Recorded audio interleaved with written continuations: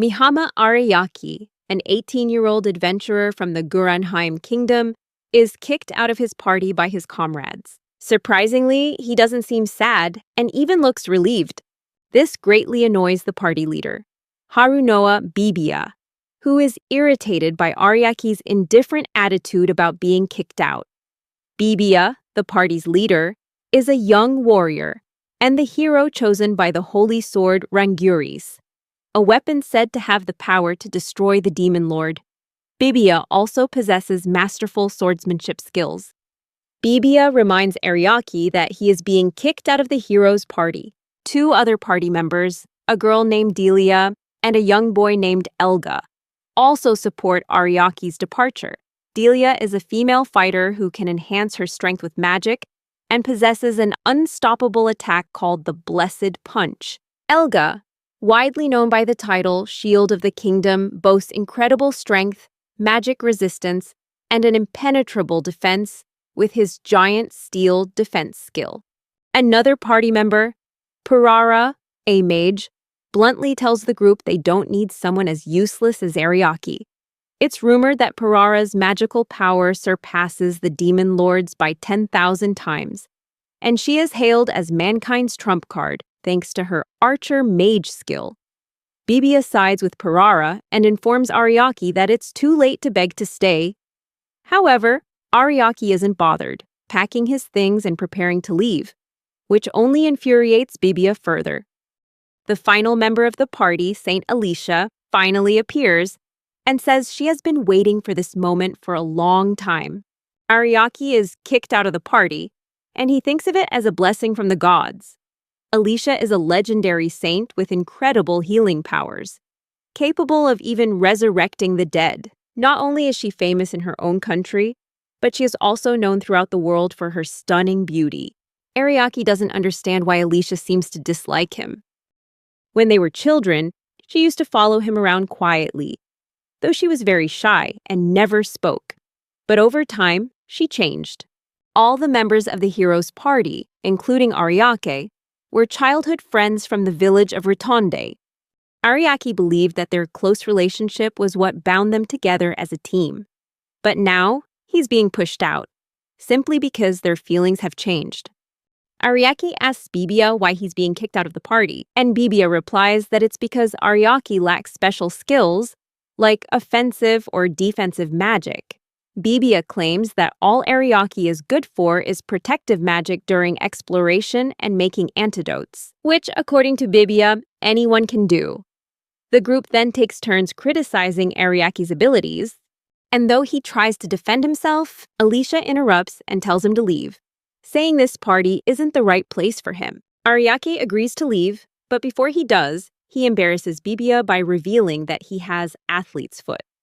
Before Bibiya can react, Ariaki quickly runs away. As a child, Ariaki had always dreamed of being chosen by the Oracle to be a reserve member of Bibiya's party until the right time came, which is why he joined them. Now, alone and no longer a member of the party, Ariaki decides to head to the town of Alti, a place they had visited before. He felt that the people there were friendly, and that he might be able to live a peaceful life there. While packing his things, Ariake worries about his former party members, who always relied on him to manage their inventory and prepare everything, as they were not good at such tasks. Then, Ariake admits to himself that traveling alone can be fun sometimes. Sometime later, he recalls how the Oracle had approached him and was told by the old man that he must support Bibiya and his childhood friends until the right time came, to prevent them from dying an early death. Ariake reminisces about the skills he received from the Oracle, including the ability to enhance weapons and armor, control time, speeding it up or slowing it down, boost recovery abilities, and a special skill to use all these powers effectively. Ariake never attacked openly. He always fought for his party from the shadows. While most people can check their unique skills using the judgment option, whenever someone tried to view his skill board, it would only display useless skills to make him seem ordinary and hide his true abilities. He used a hidden ability to make certain skills invisible once they reached a certain level. Ariaki feels frustrated that he couldn't show Bibiya his real skills. But then he decides to let it go, as it wouldn't change anything now that he's been kicked out of the party. Suddenly, he hears a voice in his head crying and pleading for help. Ariaki is surprised that someone could reach him despite his protective magical barrier. This person mentions that they are suffering from an irremovable curse and begs Ariaki to end their life. Ariaki is annoyed that this person, who just started talking to him, would make such a strange request. He firmly refuses and suggests they find someone else for help. However, the voice continues to plead one more time, mentioning its pride as a member of the dragon tribe. This piques Ariaki's curiosity, as it's hard to believe that a proud race like the dragon tribe would seek help from a human with such a request. Ariaki understands the voice's situation, but still refuses to take the life of someone he barely knows. However, he said that if the voice truly needed his help, it should provide more information. Ariaki considered the request and finally agreed to help. He began his journey to find the source of the voice. Along the way, a giant centipede attacked him, but he easily defeated it with his pest control skill. As he continued his journey, Ariaki thought about the dragon tribe and hesitated to fully trust the voice. He recalled that dragons only submit to humans after being defeated and acknowledging their strength, which made it hard for him to believe they would ask a human for help. Doubt began to creep in, and Ariaki suspected that someone else might be behind the cry for help, with malicious intent. He decided to investigate the area, and eventually discovered a sealed dungeon surrounded by many lifeless bodies. Ariaki figured these corpses were likely thieves who had died trying to break through the locked door in search of treasure. He considered breaking the door down, but quickly realized that could lead to unforeseen problems. So he decided to clear the area and think things through. Suddenly, a strange man holding a spherical object appeared behind Ariaki, advising him not to be hasty. Things got even weirder when the lifeless bodies began to rise. Ariaki quickly realized the object in the man's hand was the necromancer's orb, capable of controlling the dead. The man confidently confirmed that it was indeed the necromancer's orb and proudly declared that he had taken it from someone. Ariaki rebuked him for resorting to such a cowardly trick, but this only angered the man. He threatened to turn Ariaki into a zombie. The zombies moved in to attack, but Ariaki quickly activated his restoration skill, causing all the lifeless bodies to crumble into dust. The man was stunned by Ariaki's power and asked who he was. Ariaki humbly replied that he was just someone who'd been kicked out of the hero's party for being good at carrying things. The man stood there, dumbfounded, unable to believe that someone like Ariaki could unleash such a powerful attack. Ariaki corrected him, explaining that it wasn't magic but his restoration skill, which has the ability to return things to their original state. Zombies turned back into corpses and decaying bodies turned to dust. The man, frustrated, insisted that he'd never heard of such a skill before. Before he could react, a zombie suddenly grabbed him and pulled him down from the rock he was standing on. Ariaki warned that the decaying zombies needed something to replace their decomposing bodies, which was the reason for the attack. He pointed out that since the man was using the necromancer's orb, he should have anticipated the consequences. The man screamed as the zombies tore him apart and devoured him. Ariaki decided to focus on getting into the dungeon, but then he changed his mind and used his shapeshift skill. Shapeshift is a skill that allows the user to change their form into anything they desire. Ariaki transformed himself into a mole, using its burrowing ability to sneak into the dungeon without breaking the sealed door. And he succeeded. Once inside, Ariaki was amazed by the dungeon's immense size. It looked like a high-level dungeon, far beyond what average adventurers could handle. In this world, adventurers are ranked from E to S based on their combat power and monster-slaying records. Most people are ranked B or lower, but there are exceptions like Bibiya and Alicia, who are both S-ranked. As for Ariaki, he was ranked C, not because the ranking system was inaccurate, but because he always kept his true skills hidden. His thoughts were interrupted when two gargoyle statues in the dungeon suddenly came to life. They called him an intruder and asked if he intended to release the Red One of Calamity. Ariaki assumed this Red One was probably the dragon that had summoned him here. Realizing Ariaki had no intention of leaving, the monsters moved in to attack. Ariaki observed their incredible speed and apparent power, enough to destroy an entire nation. However, as they drew near, Ariaka activated his atmosphere manipulation skill, turning the surrounding air into an impenetrable barrier, making their attacks unable to reach him. Even so, one gargoyle managed to break through the invisible wall, continuing its assault. But as they pressed their attack, they suddenly realized Ariaki had vanished. He suddenly appeared behind one of the gargoyles, clicking his tongue in disappointment and asking how they could fall for such a basic trap. Before the gargoyle could even react, Ariaki swiftly lopped off its head with a powerful slash, sending it flying. Stunned, the second gargoyle scrambled back and took to the air, nervously demanding how Ariaki could have defeated a guardian so quickly. Ariaki replied that just because these creatures look down on humans doesn't mean they're superior. He continued to taunt the gargoyle, provoking it to attack. When it lunged, the attack didn't harm Ariaki at all. Instead, it began to affect the gargoyle itself. Ariaki explained that during the first attack, he had used his atmosphere manipulation skill, creating a wall of illusory atmosphere that made them believe they had an opening to strike. Then, he used that same illusion to counter, turning their own attack back on them. Ariaki revealed that he had been in control of the situation from the very beginning, and with that, the gargoyle dissolved into dust. Afterward, he continued deeper into the dungeon, recalling that dungeons were like living beings with minds of their own. They usually summon monsters when an intruder appears, trying to absorb their magic to grow stronger, just like antibodies in a body. Dungeons also use treasure chests as bait, but they're really just traps. As Ariaki ventured deeper, he entered an incredibly vast area. A few minutes later, he discovered why the space was so large.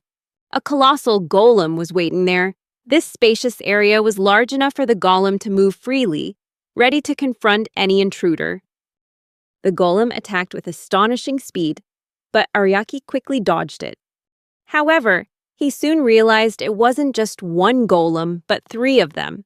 Ariaki remembered how Bibia used to mock him for being just a C-rank adventurer, and how she and Alicia would brag about their ability to fight powerful creatures like golems. They never believed someone as seemingly weak as Ariaki could ever defeat one. Now, Ariaki was determined to prove them wrong. He placed a magical seal on all three golems, and with a single incantation, they instantly exploded. With the task complete, Ariaki pressed on and opened a massive door. He believed the person who had summoned him might be inside. As he stepped through, a man greeted him and revealed that no one had reached this part of the dungeon in over 1,000 years. The man asked for Ariaki's name, but he quickly countered, asking who the man was instead. The man yelled at Ariaki for his rudeness, but introduced himself as the dungeon's high priest anyway. Ariaki said he was in a hurry and demanded the priest bring out the person who had summoned him. The man was amused to hear that someone had summoned Ariaki for help, guessing that the dungeon's protective barrier must have weakened over time. He then informed Ariaki that despite having come this far, he was in a dungeon from which there was no escape. The man asserted that Ariaki must have used up all his strength fighting the previous monsters. However, he was stunned when Ariaki revealed that he was completely unharmed and had taken almost no damage. This shocked the high priest even more, as he believed no one could face the mighty golems without getting hurt, let alone defeat them in a single blow. Ariaki admitted that the golems were indeed dangerous, but he had destroyed them with just one strike, leaving the high priest utterly astonished. Ariaki explained that he had used a skill called magic amplification. Golems are incredibly complex creatures with sophisticated magical nerves and an intricate internal flow of magic. However, they have a single weakness. If external magic infiltrates them, their balance is shattered. causing their magical nerves to go haywire and making them explode from the inside. The high priest still couldn't believe that Ariake had defeated not just one, but 3 golems with a single blow. These golems could withstand the combined magical power of an entire nation, which made the high priest incredibly impressed with Ariake. He suggested that Ariake should become a vessel so that he could evolve into a god and control everything. However, Ariake continued to demand that the priest reveal who had summoned him. While searching, Ariake stumbled upon a giant crystal, and when he looked inside, he saw a girl trapped within it. The high priest explained that the girl locked in the crystal was the daughter of the dragon Geshpent, and she was meant to be used in a ritual to help him evolve into a god. Ariake berated the high priest for imprisoning such a young girl for so long, saying that no matter what she was, this act was still a crime. He also pointed out that the high priest wasn't some genius, but just a common criminal. When the high priest questioned why capturing a dragon made him a criminal, Ariake explained that capturing any creature, whether a dragon or a cat, was wrong. He then mocked the high priest, saying that someone like him who wanted to become a god would never understand such simple concepts. This mockery enraged the high priest, and he fired a blast of energy from his staff toward Ariake. Ariake defended himself with a protective barrier, but he was still caught in the explosion. The high priest, thinking he had won, taunted Ariake. However, a small stone suddenly flew straight into the high priest's cheek, just inches from his eye, causing immense pain. When the smoke cleared, Ariake appeared, completely unharmed. He expressed surprise, thinking the high priest would be stronger after absorbing the dragon's energy, but was shocked that his power was so pathetic. This enraged the high priest even more, and he pointed his staff at the crystal containing the dragon girl, threatening to harm her if Ariake fought back. Not wanting the girl to be hurt, Ariake told the high priest he would cancel his magic. The high priest agreed, and Ariake nullified his magic. The high priest quickly tried to attack, but to his astonishment, the crystal containing the dragon girl suddenly shattered, and a pebble pierced through his arm. He wondered why such a powerful crystal could break so easily. Ariake explained that his nullification skill doesn't just affect his own magic, but the magic of others as well. Ariake decided to break the crystal, even though the high priest warned that it was unbreakable. To everyone's surprise, Ariake easily shattered the crystal, catching the girl and gently placing her on the floor. She quickly regained consciousness and sighed in relief upon seeing him. The dragon girl confessed that she hadn't expected Ariake to save her after she'd contacted him telepathically. Ariake used his judgment skill to check on her condition, but she pushed him away, saying she had nothing to repay him with, even though he had saved her. Ariake reassured her that he wasn't expecting any reward. The dragon girl finally noticed the high priest and became furious. She screamed, scolding him for imprisoning her and stealing her power for 1,000 years. She tried to attack him but collapsed to the floor. Ariake told her she was still weak after being imprisoned for so long. The dragon girl began to sulk and complain that she was useless. Ariake asked why she thought that, and she explained that she would tell him since he had saved her.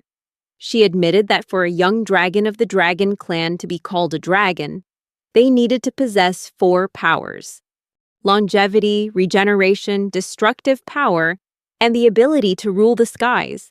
Those were the things that made a true dragon. However, she sighed, saying that her powers had been stolen, and despite being the daughter of the Dragon King, she was considered a failure because her 4 powers were very weak. The dragon girl admitted she couldn't even transform into a giant dragon, but remained the size of a normal human. She couldn't use magic well, and because of this, she was exiled from her country for bringing shame to the royal family. Afterward, she was captured and had her powers stolen. She concluded that even though her powers were weak, they were still stolen, meaning she was no longer a dragon. Overwhelmed with shame, she begged Ariake to end her life, as she couldn't bear to exist in the state any longer. Instead of granting her request, Ariake cheerfully tapped her on the head with his fingers, startling her. He reminded her that he had previously promised not to harm her, but to help her. He gently stroked her head, stirring strong emotions within her. Through tear-filled eyes, she confided in him that her powers were beyond recovery, and even if they did return, she would still be weak. However, Ariaki unexpectedly shared an idea, expressing his desire to conduct an experiment, explaining that he not only wanted to restore the girl's powers, but also break the curse that made her weak. With a sudden stomp of his foot, a magic rune appeared beneath the girl's feet. She was stunned to discover she had been cursed. Ariaki explained that thanks to his special skills like abnormal status perception and hidden nullification, he had discovered a rare curse on her. He said he could break the curse and restore her powers by using the rune beneath her feet. He activated his remove curse skill, combined it with restoration, and then used speed up time to accelerate the process. Ariaki asked her to try and endure what was about to happen. In an instant, she felt an intense pain, as if a powerful force was crushing her. Suddenly, a ghostly entity escaped from her mouth and hovered in the air. She collapsed to the floor, and Ariaki rushed to her side, anxiously asking if she was still alive. She came to, gasping for air. They both looked at the floating ghostly entity. The girl asked if it had really been inside her. Ariaki explained that it was hidden so well that a normal judgment couldn't have detected it. It was an anti-dragon curse, which robs dragons of their purpose and weakens their powers. Model.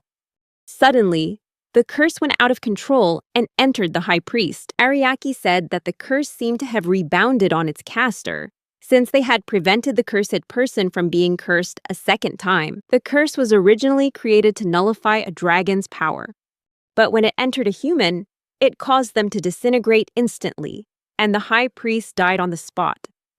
Suddenly, the dragon girl felt power surging through her body. Ariaki explained that now that the thing suppressing her power was gone, her regenerative abilities had kicked in at full speed. Excited, she tested her power by blowing the roof off the dungeon, creating an escape route for them. She was overjoyed to finally understand her true potential. Unexpectedly, she called Ariaki master, surprising him. She thanked him for saving her. And then, a little flustered, asked Ariaki about her appearance and if he liked it. Ariake and Colette, the dragon girl, made their way to the town of Alti. Colette still couldn't understand why the heroes' party had kicked Ariaki out, even though he had supported them so much. Ariaki told Colette not to be angry, saying he was happy to know they could carry on without his support. He added that thinking back on it, the moment they parted ways had become a sweet memory for him, which only confused Colette more. He explained that if they could avoid a terrible future just by making some silly demands, then he was fine with that.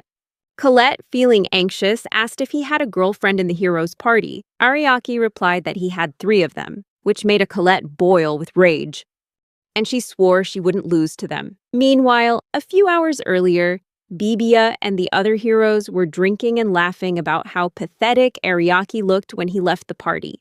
Everyone agreed, with Parara even commenting that he was a real nuisance. They asked Alicia if she thought so too, and she just agreed nonchalantly, adding that an adventuring party is meaningless without a hero. Bae agreed, declaring that as long as they had the hero, nothing would be a problem.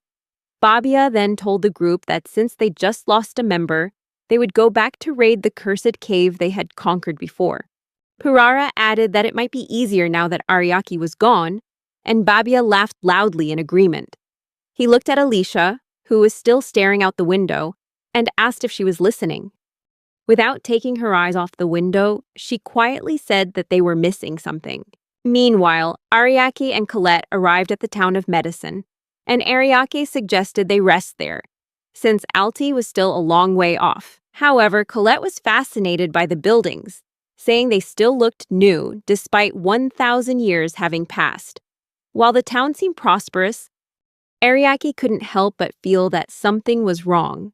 Before he could voice his concerns, Colette was already running around town like a child. She smelled something delicious and told Ariaki they should go check it out, calling him hubby, which confused many of the passers-by. Ariaki told Colette he would only go with her if she didn't act so conspicuously. A moment later, they found a tavern and enjoyed some amazing food, while Colette carried a whole roasted pig. Ariake reminded her to be careful, but she simply bit the pig's head off without any trouble. The owner approached them, happy to see them enjoying the food.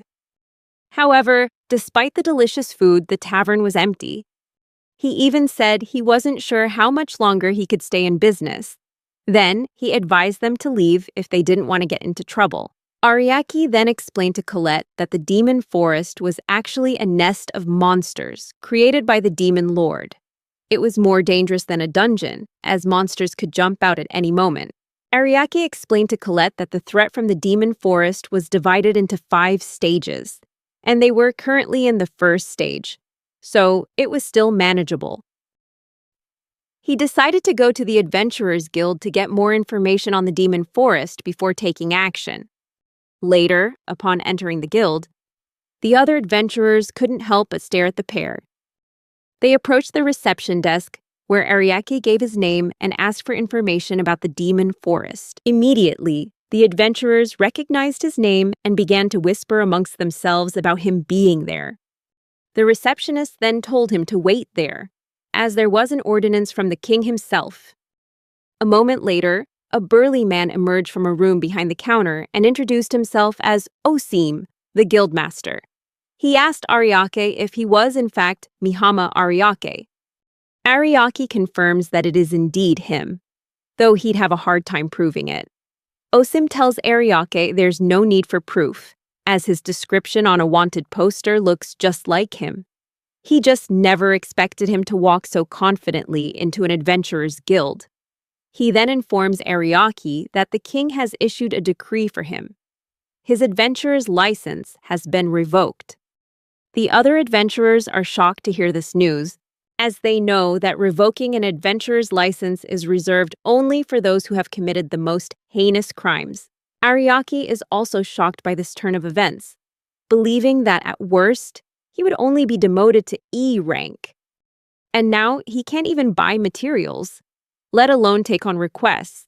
Colette finds it strange for Ariake to say that, but keeps a smile on her face. He explains that he only joined because of the system, and with the demon forest appearing recently, they would need all the manpower they could get. However, Osim and the other adventurers just scoff, declaring that the kingdom's night squad has already been sent to deal with the problem, so all they need to do is clean up after the job is done, with no need for someone like him. Colette asks if she can turn them to ash, but Ariake tells her not to, as it would only cause trouble. Meanwhile, Ariake finds it strange that the night squad was sent instead of the heroes' party, since they weren't far, and wonders if something happened to them. As Osim and the other adventurers continue to laugh at him, he tells Colette that it's time to go. But before he can, the door suddenly bursts open and an injured knight stumbles inside. The knight informs the adventurers that the subjugation has failed. He adds that an army of monsters is heading for the town, pleading with the adventurers to prepare for its defense, and that all deserters will be executed. The knight then collapses to the floor, falling silent. As the guild panics, Ariake examines the knight and confirms that he'll live, though he is comatose. Osim tries to calm everyone down and raise their morale, but the adventurers still seem shaken, wondering how they could possibly do what the night squad couldn't. Ariake then approaches Osim, saying there's still someone willing to take on the role. Before Osim can say a word, Ariake drops a large bag of money in front of him, asking if Osim would let him handle things. Osim asks Ariake what someone like him could possibly do to stop the monster army. Ariake then tells him not to say things like that, and asks what the fee for the cleanup operation would be. Osim says they'd be paid 1 gold coin each, which is far too cheap considering they're risking their lives for it. Ariake agrees, saying that if the workers aren't paid a reasonable wage, it's understandable that they wouldn't want to do the job. He then does a head count, confirming there should be enough of them. Meanwhile, the adventurers wonder what he's doing standing on the reception desk. He empties the bag of money out in front of everyone to see. Gold coins begin to pour out, piling up on the table. Ariake promises to reward anyone who follows him, participates, and stays until the very end of the upcoming battle, with a handsome payment of 100 gold coins. At first, the adventurers are skeptical, thinking it might just be an empty promise, but Ariaki declares that it is a contract under the regulations of the Great Kingdom. They promise this is so sacred, it's even considered a binding curse. With that, the adventurers begin to consider the offer, fully aware of what 100 gold coins are worth. Ariaki then reminds them that as adventurers, they are the only barrier between the monsters and the peaceful town. It is their duty to risk their lives to fight and preserve that peace. Upon hearing this, the adventurers begin to cheer, their morale now soaring. Osim then orders them to start preparing for the road ahead. Later, during the preparations, Osim thanks Ariaki, admitting that no one would have stepped up to the front lines if it weren't for him. Osim is certain that without Ariaki, no one would have listened to a man like him. But now, he feels almost godlike, and wonders if this is really the useless Ariaki that people have been talking about. With a devilish expression, Colette taunts Osim, calling him a stupid bald man, adding that he was just swayed by money and should know his place. Ariake then corrects her, saying it's normal to be moved by money, because money allows people to live their lives. Those in positions of power have a responsibility to pay proper compensation. So sending people to their deaths for just 1 gold coin is insane. Osim then asks him how he acquired so much money, and Ariaki simply replies that it was his savings, much to Osim's utter astonishment. Osim is still suspicious of Ariaki's motives, wondering why a mere traveler would go to such lengths for them. Then, he said there was a famous restaurant with delicious pasta, and it would be a shame if he couldn't enjoy it anymore. Adding a smile, Osim then said that if they returned safely, he would treat Ariaki to pasta with his reward money, forgetting that it was Ariaki's money in the end. Finally, when the preparations were complete, Osim reminded the adventurers that they were the town's last line of defense and laid out the strategy for the battle. In the end, he said that although the situation seemed hopeless, they had no choice but to win. Watching from a distance, Colette expressed her concern for the adventurers, saying they were completely outnumbered, with at least 1,000 monsters based on the tremors the horde was making, while there were only about 100 adventurers. She asked Ariaki if he could just destroy the monsters for them. Ariaki replied that if he gave them the idea of a savior who does everything, it wouldn't do them any good. He stressed that the adventurers needed to have the confidence to fight on their own. Colette then saw a pillar of fire rise high into the air and informed Ariake that the battle had begun. He told her they would join the adventurers, saying that while the adventurers must help each other to win, it still wasn't wrong for him to support them. Then, as the battle raged on, the adventurers struggled to deal with the monsters. Constant explosions echoed around them as they fought in one area. The Nagul brothers fought bravely, but were overwhelmed by the sheer number of monsters. They refused to surrender, as doing so would spell doom for their hometown. Back with Osim, one of the adventurers reported that 1/3 of their left flank had been wiped out, and the Negel brothers were seriously injured. Another reported that the right flank needed reinforcements because a deep dragon had appeared there. Finally, another adventurer called out the guild leader's name, as an ogre king was approaching them, which the adventurers recognized as an S-rank monster. Osim then ordered a retreat, but before they could do so, the ogre king roared, rendering them unable to fight. The monsters saw this as an opportunity to kill as many adventurers as possible. As one of the monsters lunged to kill an adventurer, Ariaki dashed in and beheaded the monster, saving her. He explained to the adventurer that it was the Ogre King's dread skill. As the adventurer thanked him, Colette wedged herself between them, cutting Osim off. He asked Ariaki why he was so close to the front lines, saying that a C rank like him would die instantly. Ariaki replied that since he was the one who made the request, he had a duty to win. Ariaki then used his skill and with a word, strengthened their mental resistance. With that, the adventurers realized that not only could they move, but their bodies also felt lighter than usual. He ordered Colette to start moving, and she immediately leaped into the air, unleashing a massive fireball at the monsters, incinerating them. Osim, speechless with shock, asked Ariako who she really was. Ignoring him, Ariaki remarked on the incredible power she had. Then Ariaki explained that their army's problem was one of numbers, as even with sufficient defenses, they couldn't protect themselves against an army that outnumbered them tenfold. But for that reason, he would use his skills to boost their stats tenfold. And not only that, he would also reduce the enemy's stats to 1/10. At first, Osim was doubtful, saying such a feat was impossible. But Ariaki reassured him, telling him they should just focus on winning. He began to cast spells continuously, slowly strengthening the adventurers and weakening the monsters. Before long, as the monsters charged, the heroes easily cut them down, almost as if it were a joke. Osim was shocked and amazed to see Ariake cast 20 spells, even though the supposed maximum was only 3. Ariake then explained that he often did that much back in the heroes' party, perhaps even more. The adventurers now realized that, in the end, the hero party's victories were all thanks to Ariake. Colette then spoke up, asserting that despite all he had done, the heroes' party still kicked him out.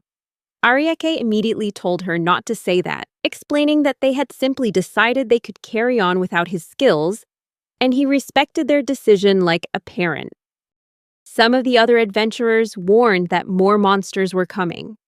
This time, however, they began to move with more confidence thanks to Ariaki's protection. They noticed that the Ogre King wasn't moving much, perhaps because it was being cautious, or because it didn't think it needed to if it could let the other monsters do the work. However, Ariaki couldn't help but feel that something was wrong, confused as to why a monster like the Ogre King would appear in the early stages of the demon forest. He then told Colette that she could go fight it, as the adventurers wouldn't be able to defeat the Ogre King. The Ogre King tried to crush some of the adventurers under its hand, but Colette stopped it in time. It then tried to roar again, but Colette punched it in the face, knocking it back. After casting a few more spells, Ariaki kicked the ogre, sweeping its legs out from under it. As Colette was distracted watching Ariake, the Ogre King grabbed her and slammed her into the ground. Osim thought he was talking about the Ogre King slamming Colette down, but when Colette stood up, Ariaki clarified that he wasn't talking about that. As she got up, she told Ariaki that she was going to show the Ogre King a little of her power. Ariaki was intrigued and agreed to see what she could do. While Osim was cutting down a goblin, he realized it was the last of the smaller ones. One of the adventurers reported that both flanks had finished clearing out the remaining monsters. Osim then told an adventurer to inform the others that they would reinforce the central team in the demon forest. He then turned to Ariake, saying that they were done with the other monsters, but stopped short when he saw a giant vortex in the sky created by the ogre's roar. The adventurers fell to the ground, unable to withstand the pressure. Meanwhile, Colette, wiping blood from her face, told Ariake that they should end this.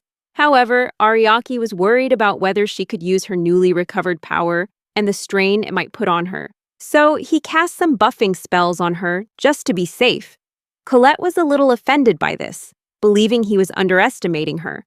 Ariake apologized, clearly still holding on to his overprotective habits from his days in the hero's party. Colette then told Ariake not to worry, because if she thought of it as his love for her, then she would feel much stronger. As she powered up, something began to resonate with Ariake. He told Colette that if she was truly a god dragon, then she should use her Dragon Knight powers as she pleased. He then used the skill Decisive Battle. Colette revealed her true form, the great dragon appearing on the battlefield. To the surprise of all the adventurers, the skill Decisive Battle allows a person to regain their innate power for a short time. So using it on Colette allowed her to use her innate power without suffering the strain that came with it. In her new form, Colette declared to the Ogre King that by her name, and by the name of the Dragon Knight Ariake, she would pass judgment upon him. She then summoned flames and used the skill Final Wrath, a powerful beam of light that rained down on the ogre, and engulfed him, shaking the battlefield. When the smoke cleared, The adventurers were stunned to see that the Ogre King had been completely vaporized. Immediately, Colette reverted to her normal form and collapsed. Ariaki caught her just in time, telling her she did a great job. She smiled and told Ariaki that using her full power felt amazing. This marked the defeat of the Ogre King. Suddenly, a light appeared in the sky, and Osim recognized it as a signal from the central team, marking the end of their cleanup mission. The adventurers began to cheer, calling the battle a miracle. Ariaki then told them it wasn't right to simply describe the battle as a miracle or a coincidence. In the end, they were the ones who bravely stood up and fought against all the monsters to protect the town. Ultimately, it was their victory, achieved by putting their own lives on the line. With that, all the adventurers returned to town in high spirits. A few days later, Ariaki prepared to leave Medicine Town, much to the disappointment of the townspeople and adventurers. They continued to promise to repay his kindness, but Ariaki told them to give him some time. Osim intervened, saying they were being disrespectful. He then knelt before Ariaki, apologizing for his own disrespect and offering to retract the decision to revoke his license, stating that he had sent a letter of protest on behalf of the town to the kingdom. A little exasperated, Ariaki told him there was no need for that, and that he should stop being so formal. He smiled. Osim told him he was welcome to visit anytime he wished. As they parted ways, Osim reminded him to stay safe. Later, on the road, Colette was still buzzing with excitement about being able to use her sacred dragon form. She was also happy that the townspeople had been kind enough to give them a horse and carriage. Ariaka then told her they would be stopping in Orden Town, and since they had a letter of introduction, it would be convenient for them to stop there. To get there, they would have to pass through the fertile forests, which were inhabited by fairies. They both agreed that fairies could sometimes be difficult to deal with. Colette offered to burn them to a crisp if they dared to challenge Ariake, but Ariake told her to stop thinking about burning everything right away. However, Ariake was still wondering why they had sent Nightcore to the Devil's Forest instead of the Hero Party, as he still couldn't find any information on the matter. Seeing his worried face, Colette stuffed a bun into Ariake's mouth, telling him to think about it later and that they should just move at their own pace. Ariaki decided to do just that, telling himself he was just overthinking things. Meanwhile, in a cave, Bibia was heavily injured and could barely stand without using his sword for support. He was frustrated, wondering why he had to go through all this, even though he was the hero. Bibia screamed, questioning what that monster was doing here, of all places. Elga tried to tell Bibia something about Purara and Alicia, but Bibia snapped about how unimportant their absence was. They should be prioritizing running as far away as possible from the bloodthirsty monsters chasing them. Bibia was momentarily distracted, and a monster apparently took aim at him, lunging to attack. Luckily, Elga used his shield to protect Bibia, blocking the monster's attack. However, the monster was so strong that Elga struggled to hold his ground. The beast pushed hard against the barrier Elga created, which Bibia noticed and began to complain about how Elga should be protecting him better. Elga gritted his teeth and said he was doing his best, as always.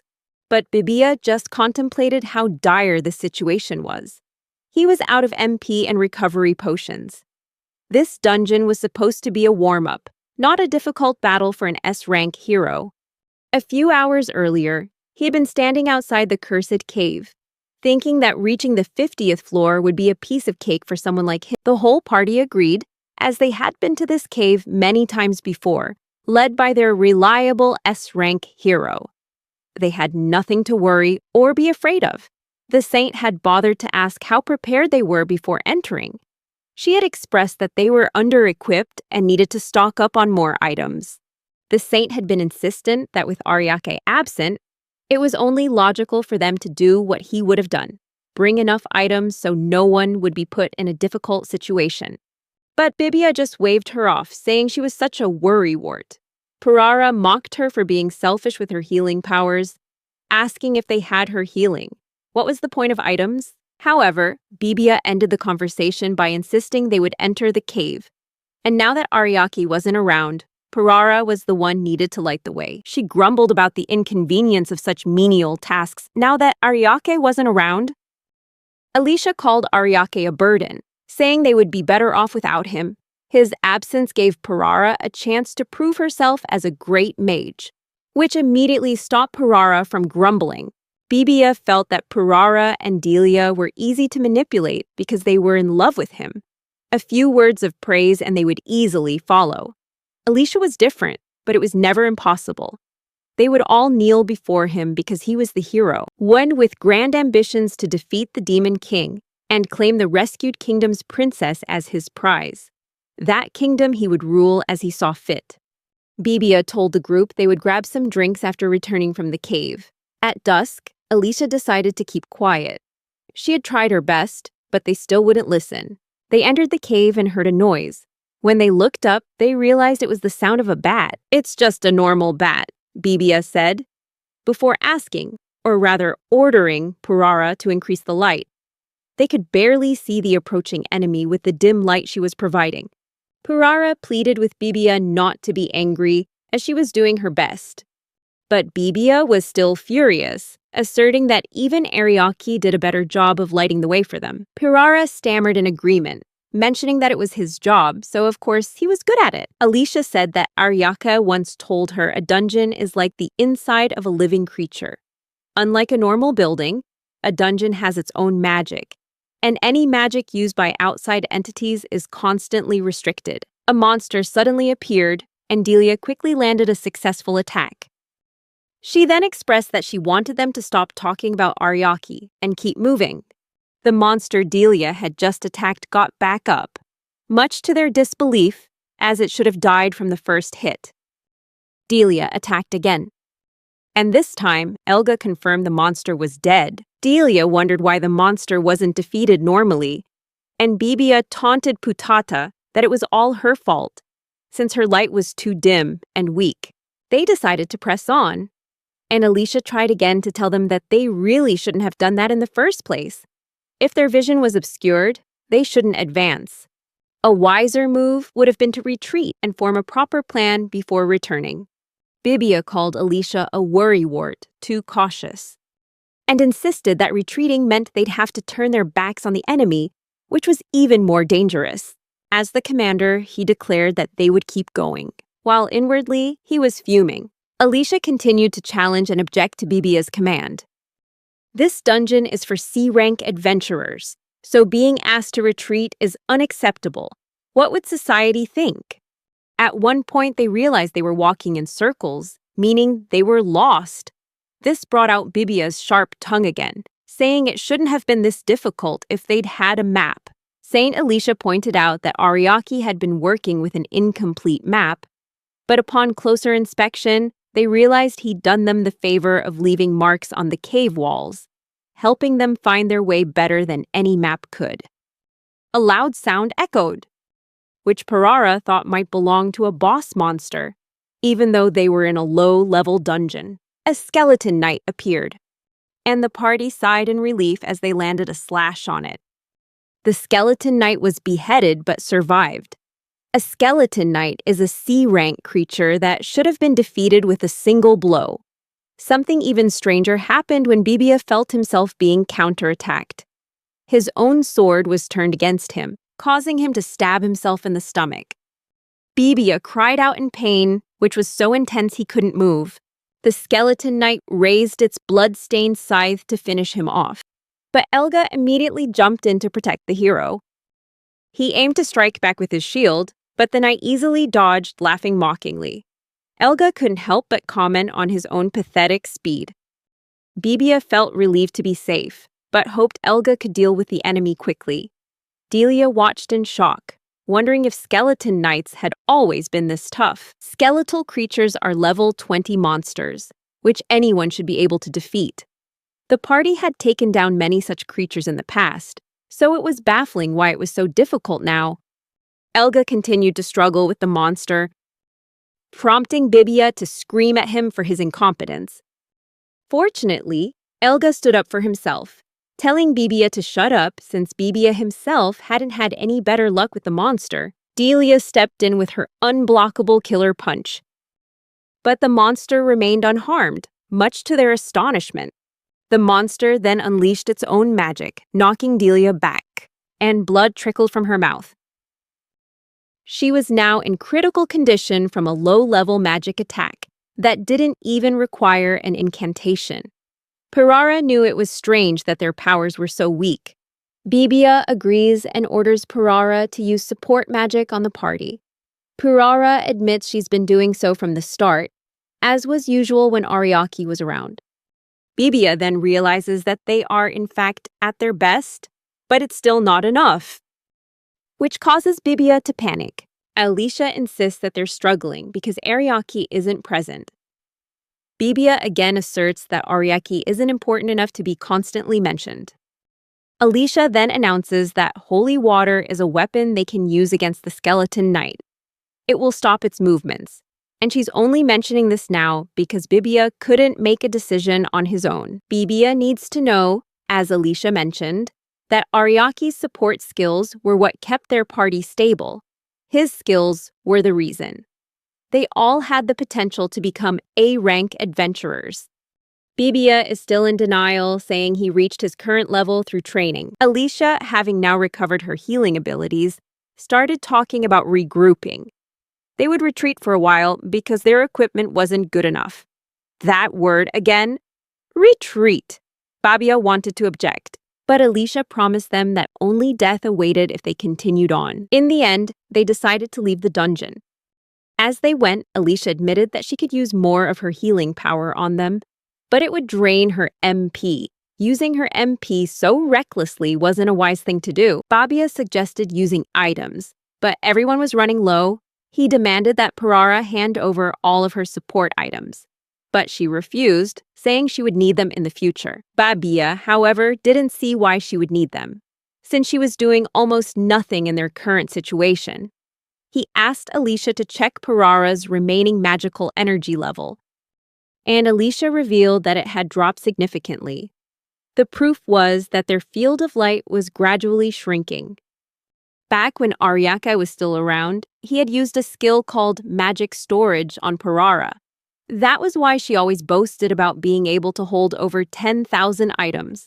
Pirara fell into a state of denial, accusing Alicia of talking nonsense just because she'd been bullied a little. She couldn't accept that the title of Saintess Tess had suddenly made Alicia feel so powerful. The party continued to argue and complain. And then they woke something that was sleeping. They had awakened a Fenrir, a monster that was only supposed to exist on the 99th floor. The Fenrir had just left its den to find something to eat, and upon seeing their group, it decided they would be its lunch. Babia recognized it as the Hell's Gatekeeper, with its palpable killing intent, putting everyone in extreme danger. Fenrir, according to rumor, lived on the 99th floor, not the 15th. This was a monster that even S-rank adventurers struggled to face. Pirara suggested they all run, but Babia countered that such a reckless move could lead to the entire party's annihilation. Even Babia realized this. They might have handled the monster with ease in the past, but not now. As much as everyone wanted to run, the best option right now was to use someone as a decoy. He began to analyze who would be suitable, ruling out Alicia, since she was an S-rank member with essential healing abilities. Elga and Delia were also ruled out. That left Pirara. Babia punched her in the stomach and took the extra items he suspected she was holding on to. Elga screamed at him to stop this foolishness, crying that this was the worst possible time to be divided. Babia retorted that they would need those items to escape, and there was no other way. The cruel plan was to leave Pirara behind while the others escaped. She was the weakest link, with low magic, making her a burden to the party. "It's not like we're abandoning her," he said. "We're just leaving her temporarily, so we can escape and get help for her." Delia agreed with the plan, leaving the others stunned in disbelief. In truth, Babia had no intention of calling for aid. Pirara was to be the decoy, and she was going to die. Alicia refused to leave, offering to stay and fight the Fenrir. She created a magical barrier, blocking the other three members, leaving only herself and Parara to face the danger. Babia was pleased with the barrier, as it bought the group enough time to escape. He quickly announced they were leaving immediately and promised to return with reinforcements. Parara watched them go, vowing she would never forgive them. She cursed them, but the Fenrir offered to take care of the group for her, saying her curses were unnecessary. Alicia began to converse with the Fenrir, which frustrated Parara. She was terrified they were going to die. This was no time for a chat with a monster. Alicia told Parara to calm down, saying she had no intention of letting them die. The Fenrir asked Alicia what she wanted. As her determination was clear, it wondered if she wanted revenge on her comrades or if she wanted the power to save the world. Alicia replied that she wanted neither. Instead, all she wanted was to bring Ariaki back and have a romance with him. This enraged Parara even more. She claimed Ariaki was useless and no hero. Alicia retorted that Ariaki was special. Contrary to the appraiser's judgment, Alicia then asked the Fenrir for permission to tell a story, and it agreed. She began by explaining that she had studied every book across the continent, until she came to a conclusion: Ariaki had a unique skill called the God by your side. Parara's curiosity began to grow. Alicia continued, saying it was a fairy tale that had existed for over 10,000 years. It was a story they had all heard since they were children. From their own grandmothers, the tale told that when the hero who would save the world appeared, that hero would be served by a god who provided all manner of assistance. Parara asked if this meant Ariaki was a god, but Alicia explained that it was just a metaphor, not to be taken literally. Ariaki was more like someone chosen by the gods. In the fairy tale, the deity was described as a benevolent being, always offering advice to the hero and helping him in every way possible to save the world. Defeating the Demon King would have been impossible without this deity's help. From buffing stats, using skills, and managing items to guiding the party through dungeons, the hero's party was able to maintain their peak condition thanks to Ariaki. He was the perfect support for the hero's party, just as the fairy tale described. Alicia tried to persuade Parara, reasoning that she must have realized it long ago. Ariaki had been their solid foundation, and now they were struggling against low-level creatures like skeleton knights. Fenrir declared that the time for discussion was over, and Alicia gave Parara the support and recovery items she had brought. She told Parara to use them and provide support from the rear. If they didn't act quickly, despite Parara's constant complaints, they would all die.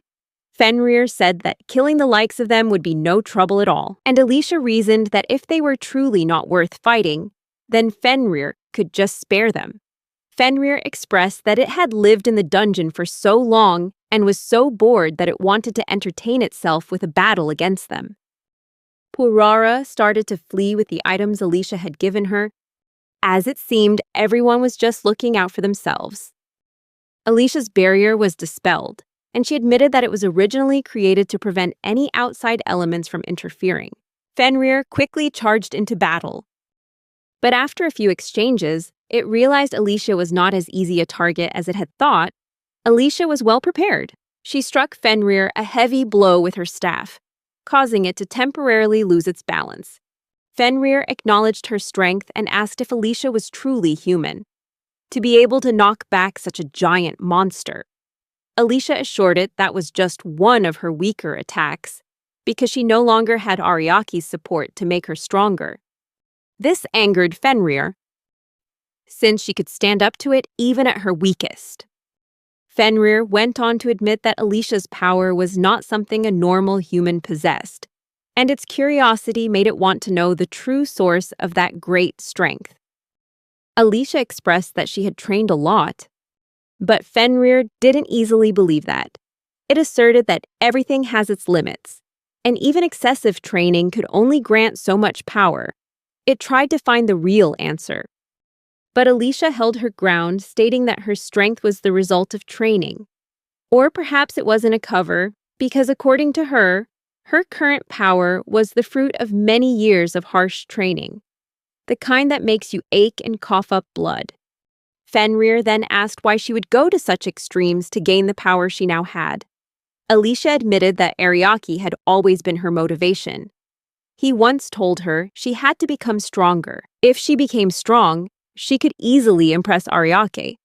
All she ever wanted was to be strong enough to become his support, because maybe then they could get married. Fenrir remarked that she was the great Saintess Tess, but it wanted to know if Ariake was stronger than her. Alicia affirmed that he was stronger, and that the title of Saintess Tess was just a nuisance to her. She just wished Ariake could see her for who she really was.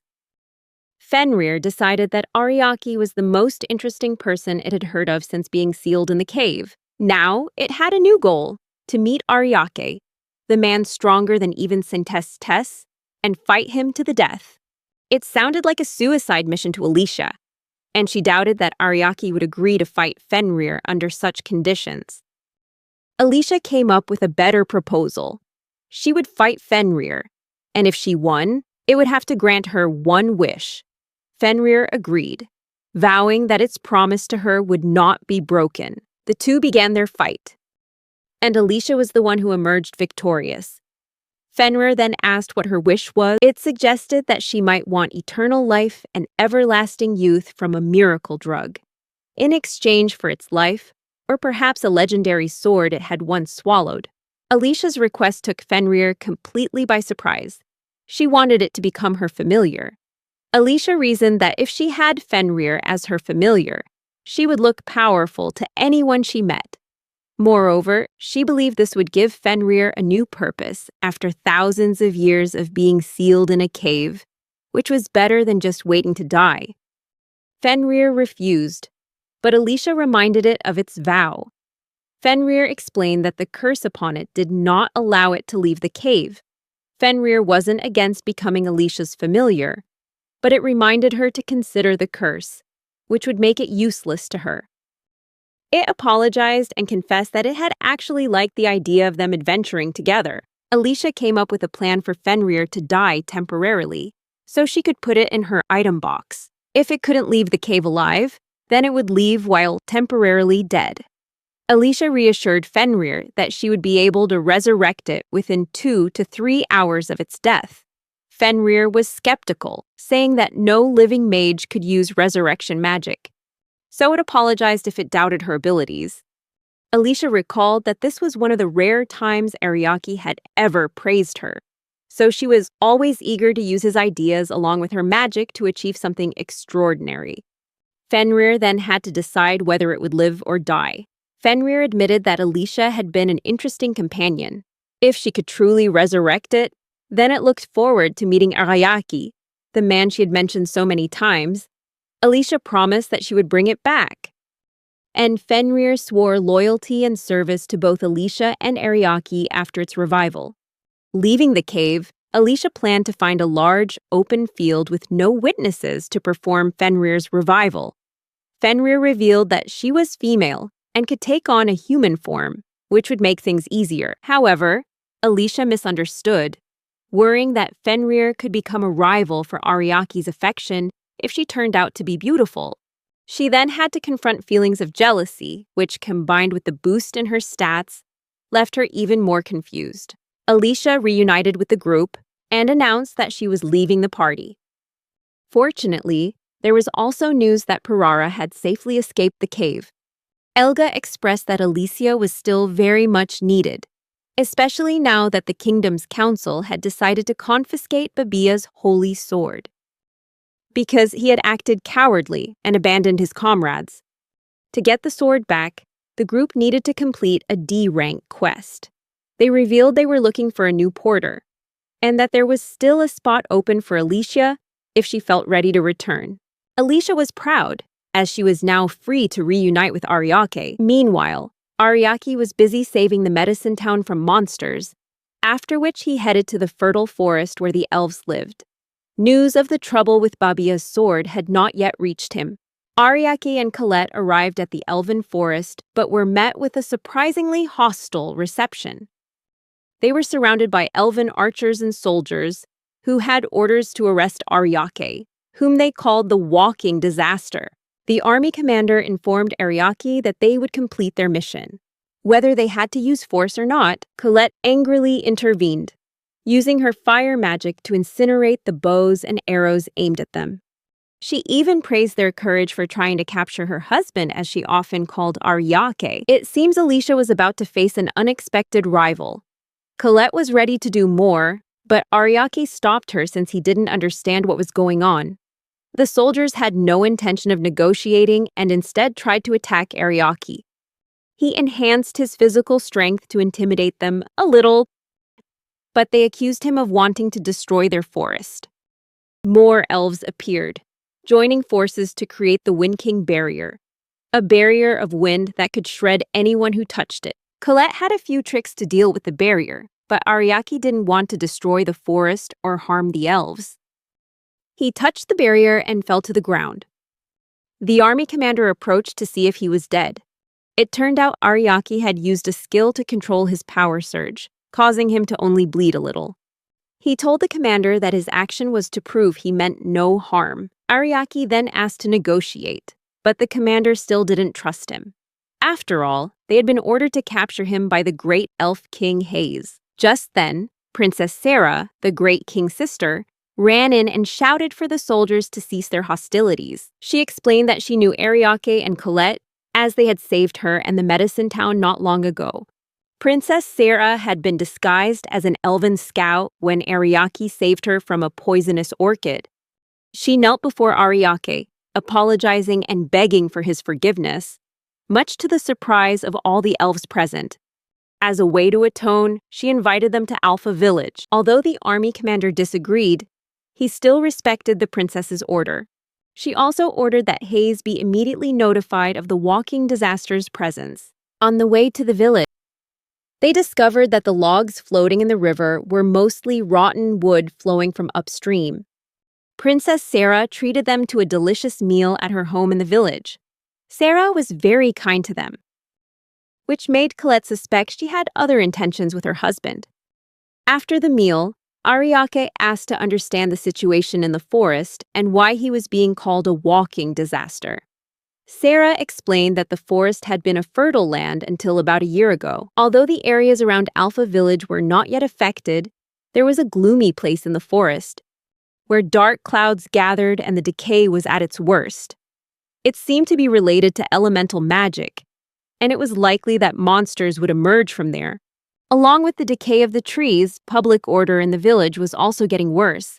As for why Ariake was called the walking disaster, that was the conclusion the great King Hayes had reached after carefully studying the records. The treaty allows heroes and their comrades to move freely within the forest.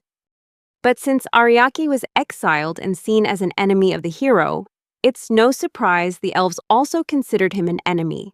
Although the timing of the two events didn't line up, Hayes chose to blame Ariake because he desperately needed an answer for the village's problems. Princess Sarah pleaded with Ariake to save their village, just as he had saved the medicine town. Just then, King Hayes appeared, interrupting their conversation and accusing Ariake of trying to destroy their village. He put Sarah in handcuffs and ignored her pleas. Sarah was to be briefly imprisoned until she calmed down. Ariake intervened, shattering the handcuffs with a single punch and demanding to speak with Hayes. Ariake's latest action left everyone, especially Hayes, utterly stunned. Hayes was shocked by the audacity of this walking disaster. Ariake told Hayes that he should release Princess Sarah and focus on him instead. Great King Hayes was furious and questioned Ariake's recklessness. Tensions escalated on both sides, and Colette also emitted a fighting aura, ready to strike the great king, partly for Ariake's sake, and partly because Hayes' actions had ruined their meal. Ariake told Colette to stand down, while Hayes was bewildered by Colette's presence. After a moment of fear, Hayes regained his composure and decided to capture Ariake to save the forest. He ordered his guards to seize them. Ariake and Colette didn't know how to escape as the doors were blocked. But luckily, Princess Sarah called to them from behind and showed them an escape route. They leaped from a great height and kept running until they had put a safe distance between them and the guards. It seems Sarah's days of sneaking off for adventures had finally paid off.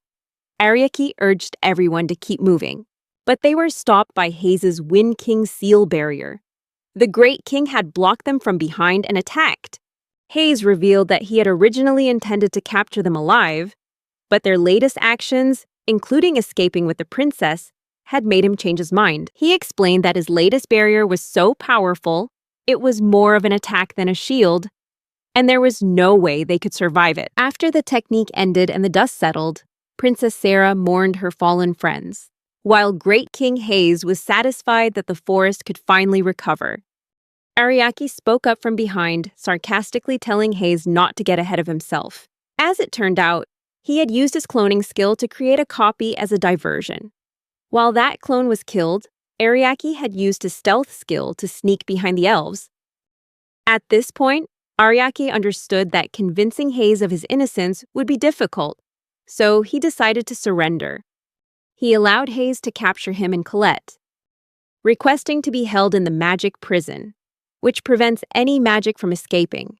Ariaki reasoned that if the forest continued to wither after they were imprisoned, it would prove he wasn't the culprit behind the disaster. Hayes agreed to this proposal without hesitation, as he firmly believed in Ariaki's guilt. Ariake and Colette were taken to the elven prison, which looked more comfortable than many homes. There, they discovered that Princess Sarah was also imprisoned with them. Sarah explained she was being held for helping Ariaki and Colette escape, but she held no grudge against them. She even said she'd be happy to be imprisoned with Ariaki forever, which immediately put Colette on guard. Colette was ready to find a way out of the prison, but Ariaki revealed that the barrier could also nullify physical attacks, although Colette's might not be purely physical. However, he had a way to escape if he wanted to. The barrier reflects magical energy, so he could use a reversal spell to make the barrier absorb too much energy and collapse. Despite this perfect plan, Ariaki had no intention of escaping until his innocence was proven. He advised Colette to be patient, as everything would become clear in time. It had been 1 week since the walking disaster was imprisoned, but the situation hadn't improved. A large area of the forest had recently been consumed by an evil force, and Great King Hayes was investigating. Hayes ordered the affected area to be purified to stop the decay from spreading and prevent the buildup of malice. He also ordered the magic barrier to be strengthened, just in case the problem originated from there. Deep down, however, Hayes was beginning to doubt his decision and wonder if Ariake was really the cause of the disaster. In his 10 years of rule, he had never experienced a calamity like this. The logging project had helped the people become wealthier, and as elves, they grew stronger thanks to nature. Hayes recalled someone suggesting that he himself was being rejected by the forest, and that was the cause of the disaster. He wondered if that could be true. Hayes also remembered how he had deduced that Ariaki was the source of the disaster after hearing the news that he'd been kicked out of the heroes' party during his last visit. After careful consideration, Hayes finally concluded that Ariake was not the source of the calamity. Just then, the ground began to shake, and it seemed like something huge was coming. Meanwhile, at the prison, Colette complained about how much time had passed since they were imprisoned. Sarah, who had been released earlier, promised that she was trying to prove their innocence. She said that Hayes might seem tough on the outside, but he actually cares deeply about everyone. The withering of the forest had forced him to make harsh decisions. Ariaki remarked that the forest was testing its leader, Hayes. Just then, they felt a tremor from outside. Ariaki confirmed that the abnormalities in the forest had intensified. The tremors shaking the village turned out to be from a landslide that had buried it, swallowing many houses. The commander rushed in looking for Hayes and was relieved to see the Great King was alive and well. However, she was also worried about the disaster unfolding in the village. She revealed that they were trying to rescue those who were trapped, but they were short on manpower, and the village was in a state of panic. Hayes was overwhelmed as people kept approaching him, expecting him to provide a solution. He still hadn't seen his sister and didn't know if she was safe, making it impossible for him to think clearly. One villager begged Hayes to rescue their trapped child, while others urged him to order a full evacuation of the village to save everyone's lives. Hayes despaired, concluding that he himself was the cause of the forest's decay. During the landslide, the forest had probably rejected him. And yet, everyone was still looking to him, awaiting his next command. Hayes resolved to save his village, even if the forest had rejected him. The least he could do was lead the village through the current crisis. He announced that they would not abandon anyone, and ordered the soldiers to rescue people from the houses, evacuating the elderly and children first. As the soldiers followed their king's orders, Hayes personally rescued the trapped child, much to the mother's joy. But just as things seemed to be looking up, another landslide began, this time heading straight for Hayes. Hayes tried to stop it with his Wind King barrier, but the skill was useless in this situation. Just as he was about to give up, suddenly, someone from behind completely stopped the landslide. It was the walking disaster himself, Ariake. Ariake combined his skills: time stop, gravity control, shock absorption, and force projection, activating all four at once to push back the landslide. The villagers were saved by the walking disaster. What a great irony. Shortly after, Princess Syrah and Colette appeared, and Hayes was immensely relieved to see his sister was safe. Hayes felt lucky that Ariake had gotten out in time. He expressed his deep gratitude to Ariake for saving the village and promised to thank him properly later. However, Hayes also pointed out that they still needed to rescue those trapped from the first landslide. The rescue seemed like it would take a long time, so Ariake activated his muscle enhancement skill, giving the elves extra energy to work and lift the large boulders off the ground. Not long after, the elf village, led by Hayes, officially held a celebration to honor Ariake for saving them.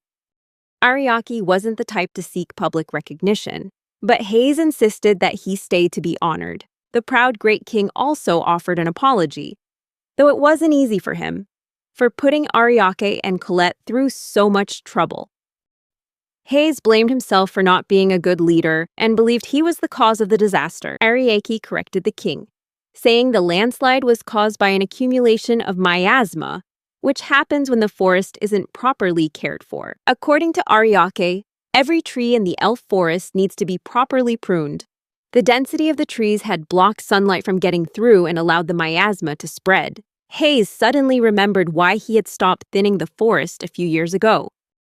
Bibia had irresponsibly advised him to stop. At first, everything was fine for a few years, but now things hadn't turned out as expected. Hearing this, Ariake still blamed himself for not properly advising Babia's group. After all, he still indirectly blamed himself for the village's troubles. It was time to leave, though Princess Syrah tried everything to make Ariake stay. Much to Colette's annoyance, the commander promised to send a report to the kingdom to hold Babia accountable for his reckless actions. Ariake said his goodbyes to Princess Syrah, praising her for having all the qualities of a good leader, and he was sure that the next time they met, Syrah would have become a great leader. After that, they left the elf forest. Meanwhile, Alicia continued her journey in search of Ariake. She had become more experienced at traveling alone, and compared to before, it was quite pleasant. The only person she missed now was Ariake, and she wished he were with her on this journey. As she was talking to herself, her spirit beast Fenrir appeared, wondering why she said she was traveling alone when he was with her. They continued on their journey, and Alicia revealed that her Ariake radar had picked up traces indicating he had passed through the area not long ago. Fenrir also agrees that the place has traces of a great power source. Alicia isn't entirely convinced the traces belong to Ariake, but Fenrir points out that this power source is unusual for a human, much like Alicia's own power. Alicia asks Fenrir to speed up, as they still have a long way to go. Fenrir is astonished by Alicia's audacity to so casually order around a powerful being like itself. Meanwhile, Bibia's party is holding tryouts for adventurers interested in joining their group. However, the tryouts don't go as expected when no noteworthy adventurers show up. Bibia needs to complete his party to take on a D-rank quest, which he must complete to get his sword back, as required by the imperial capital. Their party also needs a healer to replace Alicia. Elga points out that news of Bibia's cowardice might have spread, making skilled adventurers hesitant to join. But Bibia's pride gets in the way, and he chooses to blame the flyers Elga printed instead. He also complains that Basta, the porter hired the other day, isn't a good choice. But Basta was only hired to support the party, and Bibia only wants female members, which might explain why he dislikes Basta. Basta, after finishing organizing the party's luggage, openly questions whether he should stay or leave, especially since the flyers specified they needed female members. They encourage Basta to stay, but it's really because he does so much work for them. Purara enters with two guests whom Bibia assumes are there for the tryouts. The two adventurers ask if he's Bibia, which makes him feel proud as he confirms that yes, he is the one. However, he's taken by surprise when they start laughing at him, calling him the fool who lost his holy sword. The two adventurers continue to mock him, but the final straw is when they declare that Ariaki is better than him. They reveal that they were part of the great battle in the medicine town and recount Ariaki's heroic deeds. How he appeared when the royal knights were dead and all hope was lost, and how he easily defeated the Goblin King when it appeared. By the time Bibia finally throws them out, the seeds of discontent have been sown in his heart. Purara suggests that they should apologize to Ariaki, pointing out that his unique skill is God of Buffs, which explains why they were stronger with him than without him. Bibia angrily declares that he has no intention of apologizing to Ariaki, and that anyone who wants to leave and apologize is free to do so. Soon, the whole party starts arguing about whether or not to apologize to Ariaki. In the end, they decide to side with Bibia for now, but only for now. As the arguments continue, they hear another knock on the door. Bibia angrily goes to open it, thinking it's the guys who were boasting about Ariaki again, and he's ready to teach them a lesson. But he's pleasantly surprised to see a familiar face at the door, Lorelei Cornelia, the nun. Lorelei had gone on quests with the party as a temporary healer in the past, so she was very familiar with most of the group. Lorelei introduces herself to the new members like Basta and excitedly greets the rest of the party. She also asks about Ariaki and Alicia, and they let her know that those two aren't around at the moment. Bibia adds that no matter who leaves the party, everything will be fine as long as he's here. Lorelei recalls the fun memories of when she used to join them on quests in the past and reminisces about them with each member of the party. She then reveals her intention to try out to become a new member of the party. Surprisingly, at least to her, they immediately accept her. Bibia tells Lorelei that she was chosen from dozens of applicants, making her feel even more special. With Lorelei present, the team's morale is lifted once again, and they are finally ready to take on their D-rank quest, a mission that should have been a piece of cake. Their quest takes place in the Edcock Forest, and the objective is to eliminate the wyvern that has settled by the lake. The terrain here is perfect for low-level monsters to breed, making it an ideal hunting ground for adventurers. Bibia, arrogant as ever, declares that this adventure is beneath him. However, the deeper they go into the forest, the more uneasy everyone feels. Finally, a C-rank manticore suddenly appears and attacks them. A C-rank monster against an S-rank adventurer like Bibia should have been a one-sided fight, right? Bibia attacks the monster, but to his surprise, it doesn't go down. Instead, it stabs him with its venomous tail, effectively taking Bibia out of the fight. Delia tries to shoot the monster down, but the beast is too fast and dodges all of her arrows. The group screamed at her to aim more accurately, but their coordination and tactics were clearly far from impressive. Lorelei stood on the sidelines, wondering what had happened to the powerful team she once knew. In the end, the party managed to defeat the monster, securing a victory, but their performance was nothing short of embarrassing. Lorelei couldn't stay silent any longer, and stepped forward to ask why things were so different from the last time she joined them. Take a guess, Lorelei. To save face, Bibia made up a story, saying everyone felt off because it was their first mission with the new lineup and they weren't used to each other yet. Elga and Delia went along with it, even though they knew it wasn't the truth. Parara tried to sneak away from the group, claiming she had a stomach ache, but Bibia quickly saw through her lie. He demanded she lead the way and continue the journey, scolding her for trying to escape. Parara got angry and explained that she didn't want to stay because she was afraid they would use her as bait again, and she wanted to leave before that happened. Lorelai was surprised and asked Parara about being used as bait. Elga tried to calm the situation, assuring Parara there was nothing to worry about. Meanwhile, Basta tried to convince Parara that the problem wasn't as small as she thought. However, Parara simply trusted the hero party's words, assuming that if they said it was nothing, then everything would be fine. Bibia was surprised by Lorelai's naivety when talking about the life of an adventurer. Shortly after, the party members started to feel itchy all over their skin. Basta suspected the cause was insect bites and looked for Chexa's insect repellent, only to find that it had run out of magic power, MP. Basta informed Bibia that black flies had appeared after they ran out of repellent. These black flies were magical insects from the forest that bite people and drain their MP, leaving behind intensely itchy welts. Bibia told Basta to quickly get more insect repellent, but Basta surprised him by saying they were completely out. Bibia scolded Basta for not bringing enough, but Basta reminded him that it was Bibia himself who had told him not to bring much before they set off. Bibia tried to shift the blame to Basta, saying he should have brought more anyway, and he brought up how Ariake had never run short on supplies during their adventures. This astonished Basta, because while it was common to overpack, never running out of supplies seemed impossible to him. Lorelai agreed, explaining that running out of supplies is inevitable, which is why both the leader and the porter must prepare thoroughly together. She stressed that having the necessary items can mean the difference between success and failure on an adventure. Lorelai added that the party's leader must decide what to bring, based on the quest's difficulty and the party's strength.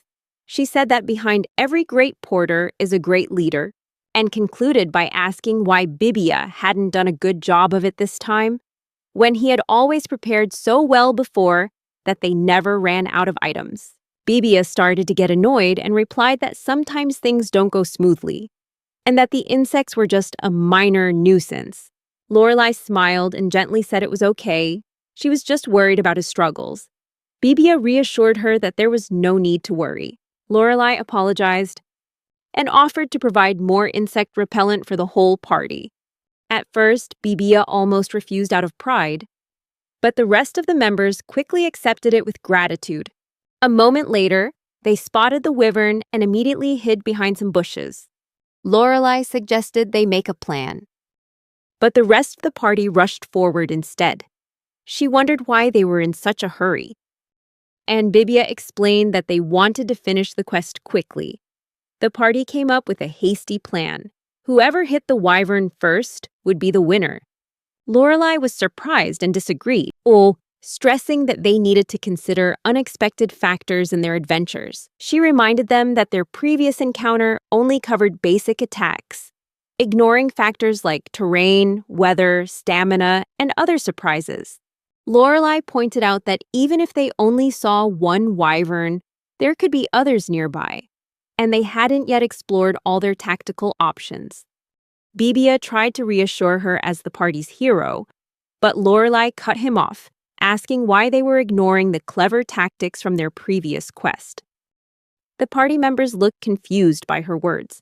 Lorelai emphasized that completing a quest isn't just about individual strength, but also about using a strategy that combines everyone's skills, including offense, defense, and support, to achieve a better outcome.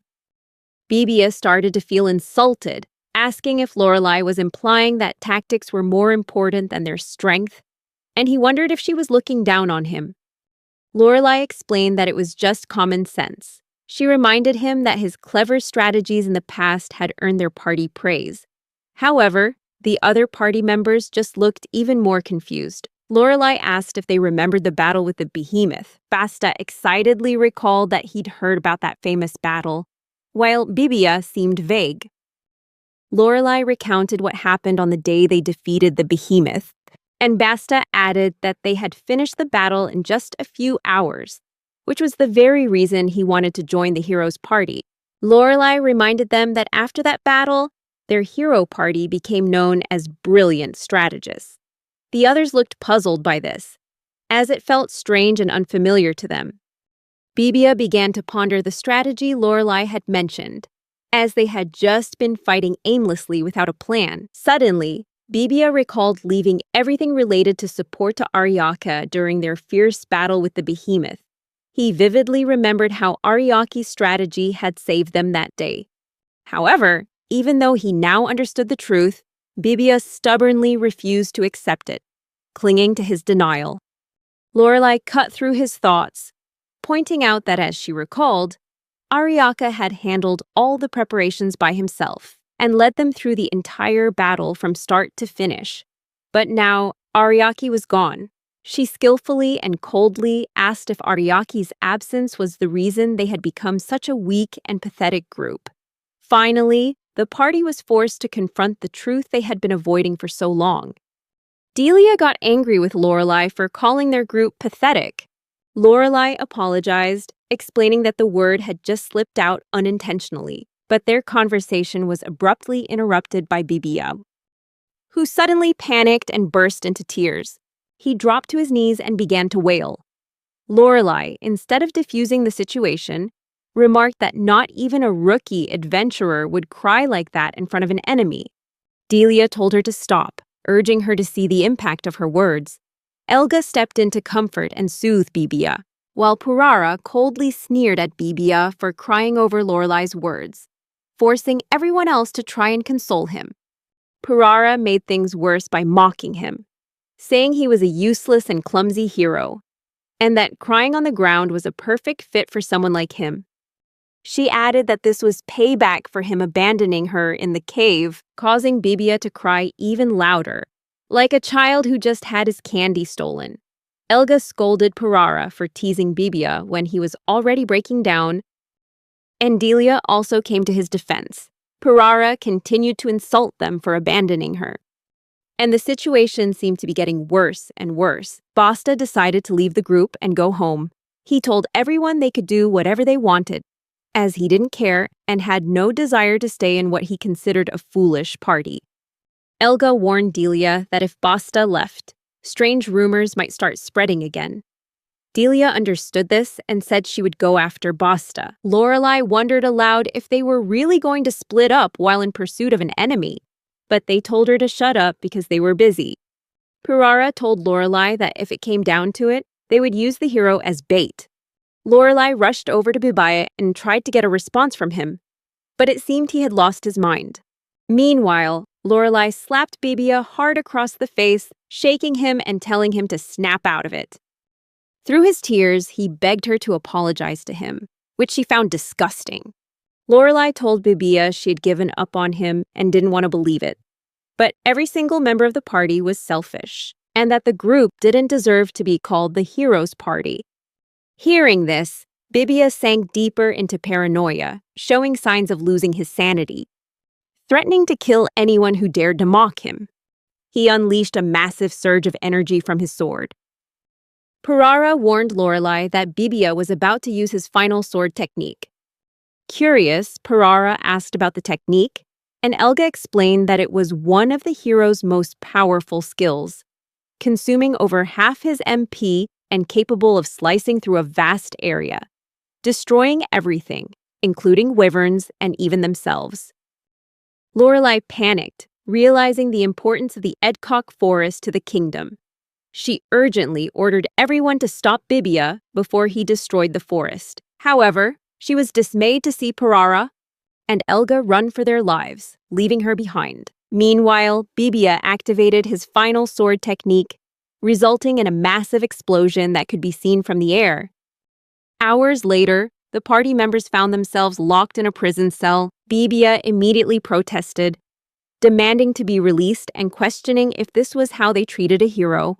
The guards sarcastically retorted, calling them criminals and telling them to shut up. Bibia argued that they'd been tasked by the kingdom to slay a wyvern, And not only did they not receive thanks, but now they were imprisoned. The guard, filled with disgust, asked why they deserved any thanks.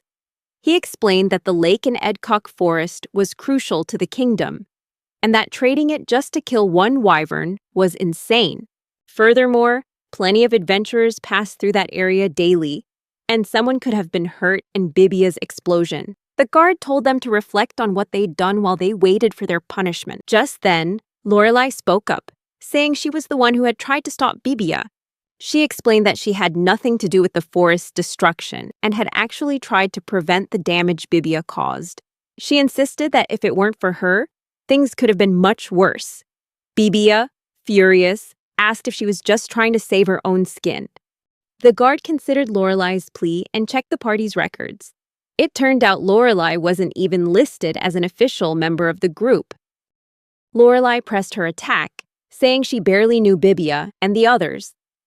Things got even worse when the other members, including Basta, denied causing any damage, pinning all the blame on Bibia. They didn't stand by him at all.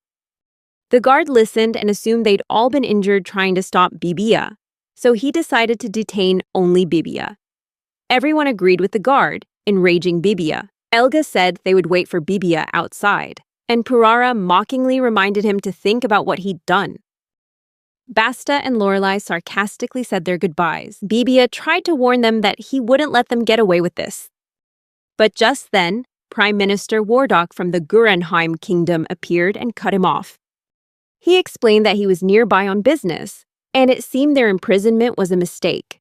Wardock ordered the guard to release them immediately. After they were freed, Wardock told Bibia he wanted to have a word with him and suggested the whole party share a meal.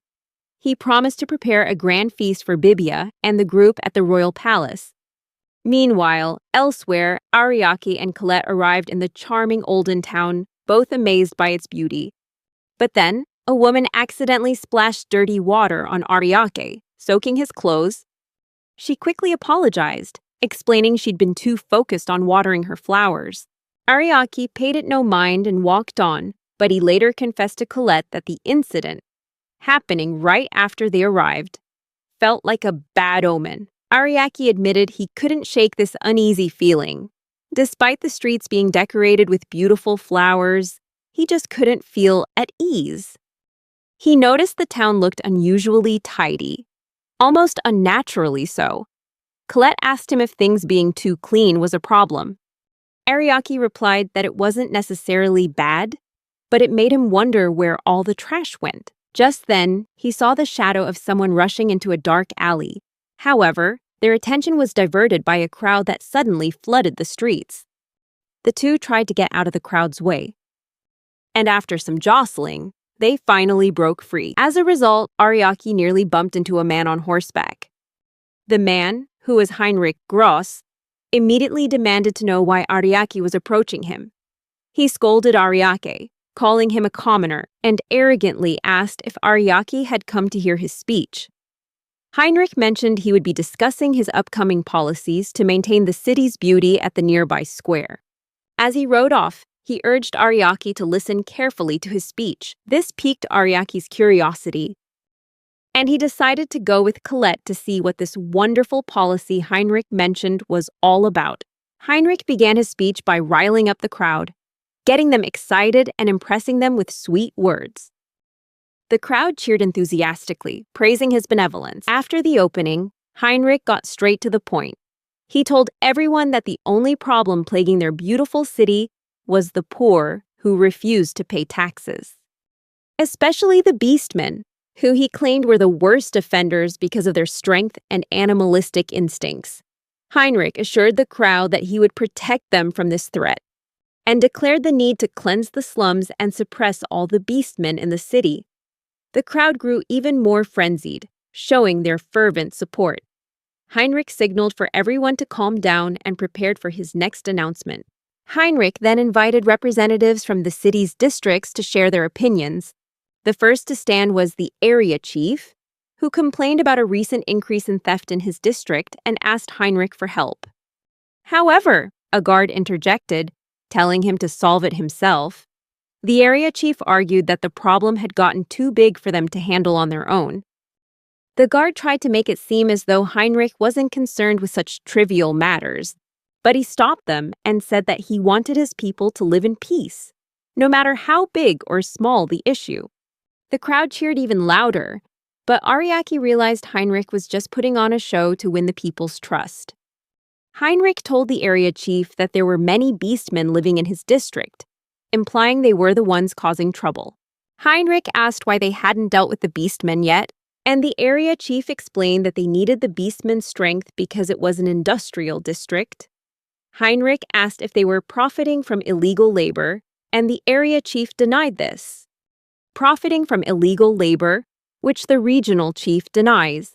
Heinrich insists that he wants to create a city free from criminal labor and says they must eliminate all beast tribes. Ultimately, the regional chief agrees. This leaves Ariake feeling unsettled, as even the dissenters eventually had to agree with Heinrich. Next, the guildmaster of Olden City arrives and complains that the adventurer killer has returned, murdering 10 adventurers this month alone. Colette panics upon hearing about the adventurer killer, and a man in the crowd, realizing they are adventurers, warns them to be careful. He says the hero killer only hunts adventurers, and his true identity remains a mystery, making him incredibly dangerous. Heinrich admits that he was previously unable to capture the killer when he confronted him, but this time, even if the killer is present in the crowd, he is determined to find and deal with him. Finally, Heinrich spots Ariake and Colette in the crowd and takes notice of them. He learns of Ariake's identity and doesn't hesitate to announce it to the crowd.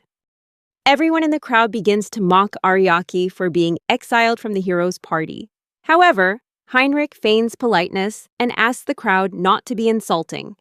Heinrich offers Ariake a private tour of the city as a gesture of goodwill. Colette tries to refuse Heinrich's invitation, but Ariake accepts and explains that he wants to see where the city disposes of its trash as they tour the beautiful city.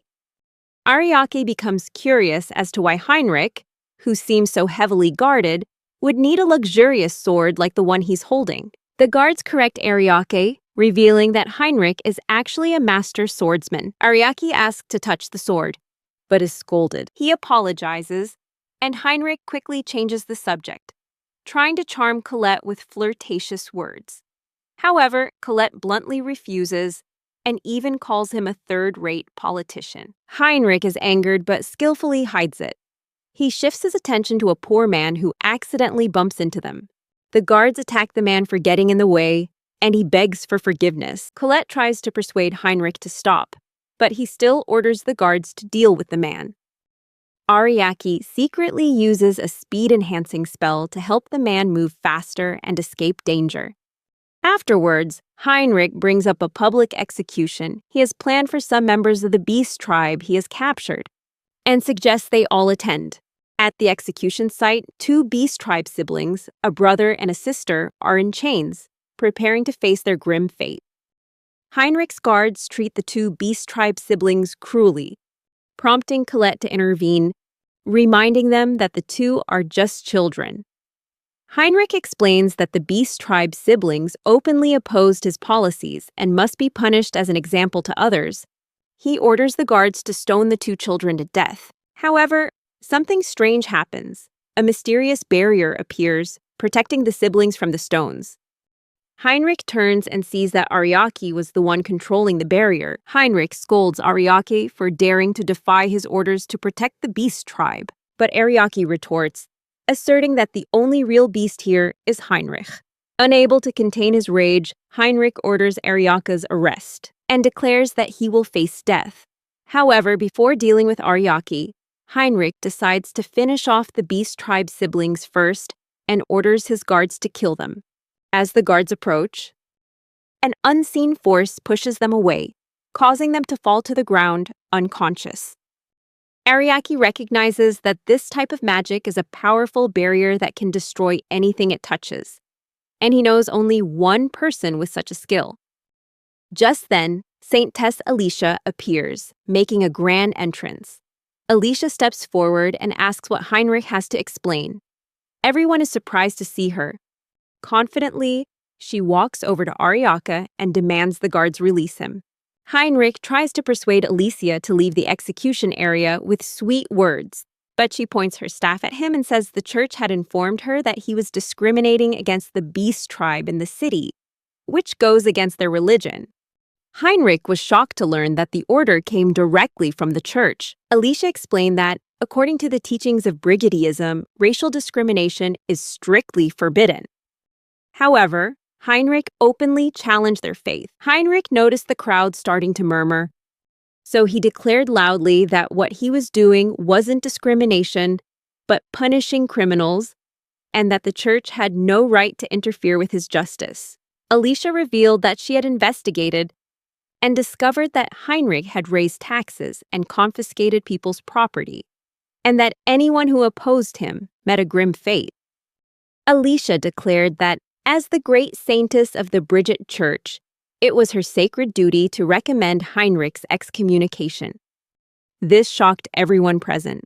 Colette noticed everyone becoming tense, and Ariake explained that since Brigadism is the state religion, the church's word is law. Everyone here trusts the church above all else. Ariake noticed Heinrich starting to worry, as he knew that if he were excommunicated, he would lose all his power. Finally, Heinrich decided to back down, claiming he was only considering releasing the two Beastkin siblings. Alicia stepped forward to heal the Beastkin siblings' wounds. Heinrich tried to sneak away, but Alicia quickly caught him and demanded he apologize to both the Beastkin siblings and Ariake. At first, Heinrich refused to apologize to Ariake, but a stern look from Alicia made him concede. Heinrich finally apologized and left in shame. After Heinrich left, Alicia became emotional and flustered, being alone with Ariake for the first time in a long while. Her dreamy thoughts were interrupted when she finally noticed Colette standing behind Ariake. Unable to contain her curiosity, Alicia asked about Colette. Colette introduced herself, and Alicia was taken aback by how adorable and cute Colette was. However, she couldn't help but feel a slight pang of jealousy, as in her eyes, Colette had a charming smile and a petite, cute figure, the complete opposite of Alicia herself. Alicia started to worry about becoming the third wheel in their group.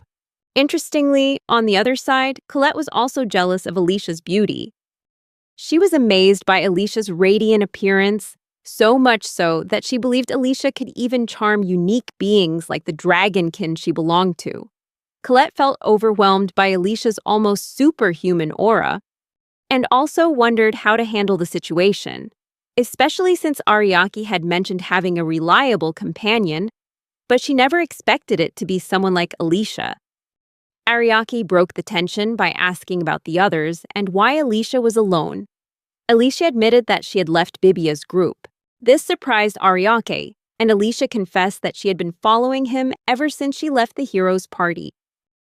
Hoping she could join his, Ariake thought about it for a moment, then asked Colette for her opinion. Colette became a little anxious, wondering if Ariake was testing her. Alicia had the amusing thought that maybe Ariake was dating Colette, which was why he was asking for her opinion. Noticing Colette seemed unsure of what to say, Alicia decided to take the initiative and tell Colette about her skills, hoping to resolve the situation more cheerfully and naturally. Colette found Alicia's introduction impressive and praised her for being skilled in both healing and advanced resurrection magic. Colette also shared where she was from and talked about her own abilities. Both girls admired each other, but also felt a hint of jealousy. In the end, they decided to accept one another because they both held a great deal of mutual respect. Both Alicia and Colette were happy that they could now stay by Ariake's side without any worries. Ariake knew they were both stubborn, but he was surprised to see them get along so quickly. Just then, the Beastkin siblings they had saved earlier approached and thanked them for their help.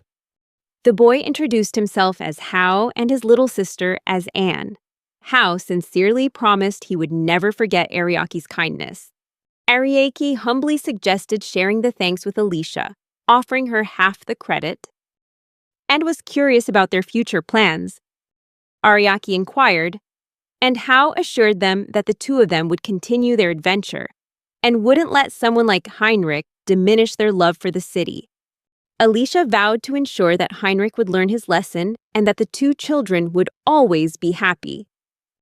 They admitted they were still worried about the adventurer killer, but found comfort in their present happiness. Ariake expressed relief knowing the church was monitoring the town situation, but he still felt something was off about the look in Heinrich's eyes. As Hao and Anne were about to leave, Ariake called out to them, making everyone wonder what he was thinking. Meanwhile, in his office, Heinrich Gross was repeatedly slamming his head against his desk, so hard that it started to bleed, all while cursing Ariake. He was uncontrollably furious at the thought that Ariake dared to look down on a high-ranking noble like him, when all Ariake had really done was stop rocks from falling on the beastkin. The rage sent Heinrich throwing books across the room. He wondered why it was wrong to kill the beastkin, when he was convinced their very existence was a sin. Not only that, he was outraged that the great Saintess Tess had taken their side, and even threatened to excommunicate him, a nobleman, from the church. He kept screaming that they would regret their actions and that he would make them pay. After his outburst, Heinrich's office was a complete mess. He realized the church would be watching him more closely now, and that he needed to deal with this problem before it was too late.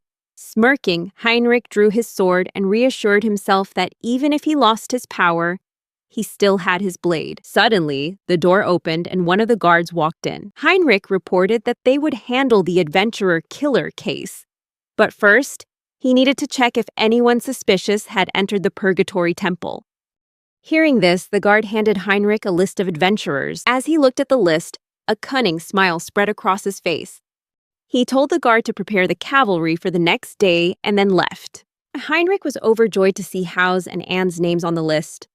Looking at his sword, he said confidently that luck was finally on his side. At the Purgatory Temple, Heinrich and his knight squad, Lion, were waiting. As Heinrich reviewed the list, a knight reported that they hadn't seen any suspicious adventurers while watching the temple. Looking down, Heinrich spotted Hao and Anne, and another wicked smile appeared on his face. He then ordered his guards to enter the temple. Inside the temple, one of the adventurers worriedly asked if they were safe with the adventurer killer on the loose. His companion reassured him, saying they'd be fine and that he shouldn't worry about some urban legend. Besides, the value of loot from the temple had skyrocketed, which eased the adventurer's worries. But he still wanted to leave as soon as possible. Suddenly, out of nowhere, his companion was stabbed by a mysterious man in a cloak. The stranger mocked the body, laughing as he said, "How does it feel to be killed by an urban legend?" The adventurer realized the attacker was the adventurer killer. The man stabbed the adventurer in the leg, mocking that no one would come to save him and that it would be a shame if anyone interrupted his fun. The adventurer tried to fight back, and in the struggle, he pulled back the cloak, revealing the killer to be none other than Heinrich. With a look of disgust, Heinrich said that since the adventurer had seen his face, he certainly couldn't let him live. Heinrich cut the adventurer down while laughing maniacally.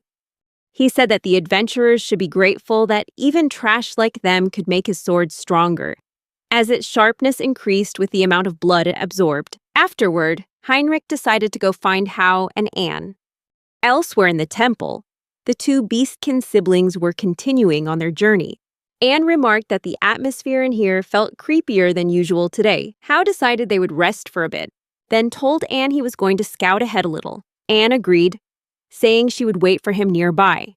Heinrich overheard their conversation and decided this was his chance to kill Anne, planning to torture Hao later. But just as he was about to make his move, Hao suddenly appeared out of nowhere and punched him hard, sending him flying. Confused, Heinrich demanded to know how Hao had managed to approach him without being detected. Just then, Colette took off the dog ears on her head, revealing she'd been pretending to be Anne the whole time, while the real Anne was standing behind Heinrich. Ariake then appeared, leaving Heinrich in complete shock. Ariake was surprised at how smoothly the plan went, though he admitted he'd been worried about it. He explained that after hearing Heinrich's speech about the adventurer killer, He found it odd that Heinrich specified the killer was among the adventurers, when it could have been anyone. On top of that, it was also strange for someone like Heinrich to be doing this kind of dirty work himself.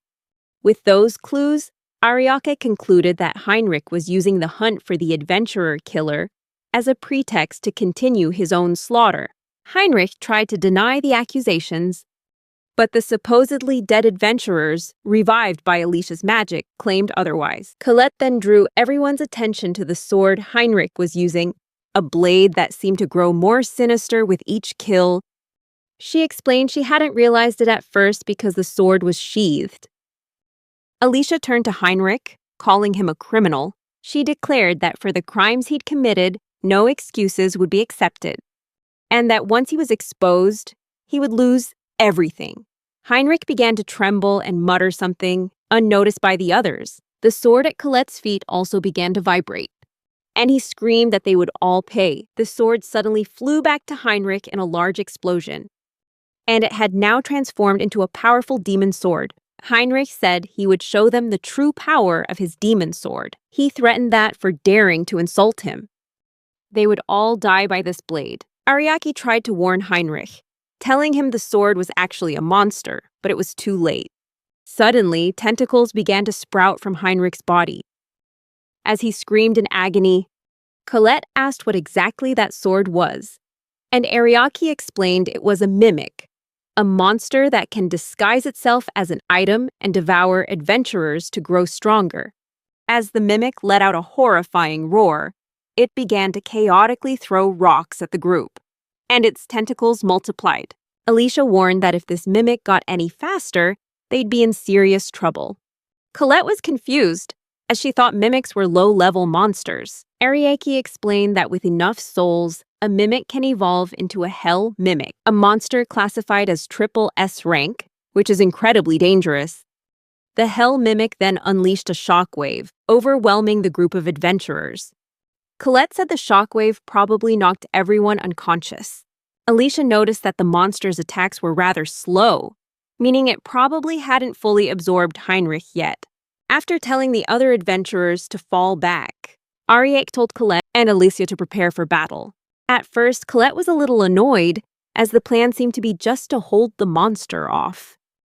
But Ariake clarified that they were going to destroy it, and that he would give them his full support. Hearing that, Colette and Alicia became excited, declaring that with Ariake by their side, there was no way they could lose. Ariake warned them not to get too carried away and not to stray too far, or his buffs might not reach them in time. Hao told Ariake he would help evacuate the others, since that was the most he could do right now. Ariake placed a hand on Hao's shoulder, reassuring him that he was a much better adventurer than he gave himself credit for. As Ariake revived the remaining adventurers and Hao left, the three of them stood ready to face the Hell Mimic. The Hell Mimic let out a booming laugh, promising to kill Ariake. As the group charged forward, Ariake reminded them to keep a tight formation and not stray too far to ensure the buffs would work. Ariake started with Colette, granting her several buffs: Burst, Invincibility, Speed Burst, and Evasion Burst. He warned that while the buffs were powerful, they were short-lived, and she should retreat after attacking. Colette charged in to face the Mimic. Ariake turned and told her that his buff only lasted for 45 seconds, and asked her to put up a barrier before the buff expired. Colette dodged its attack with ease. She taunted it, saying its large size made it predictable. Finding a weak spot, Colette landed a powerful punch on the monster, then immediately retreated. However, the Mimic grew a mouth right where Colette had struck and nearly bit her. At that moment, the group realized that attacking the monster was only making it stronger.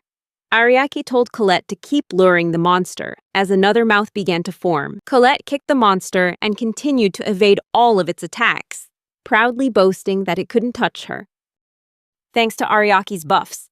As the Hell Mimic glared at Ariake with one of its giant eyes, it tried to attack him, but the barrier was set up just in time, protecting him from the blow.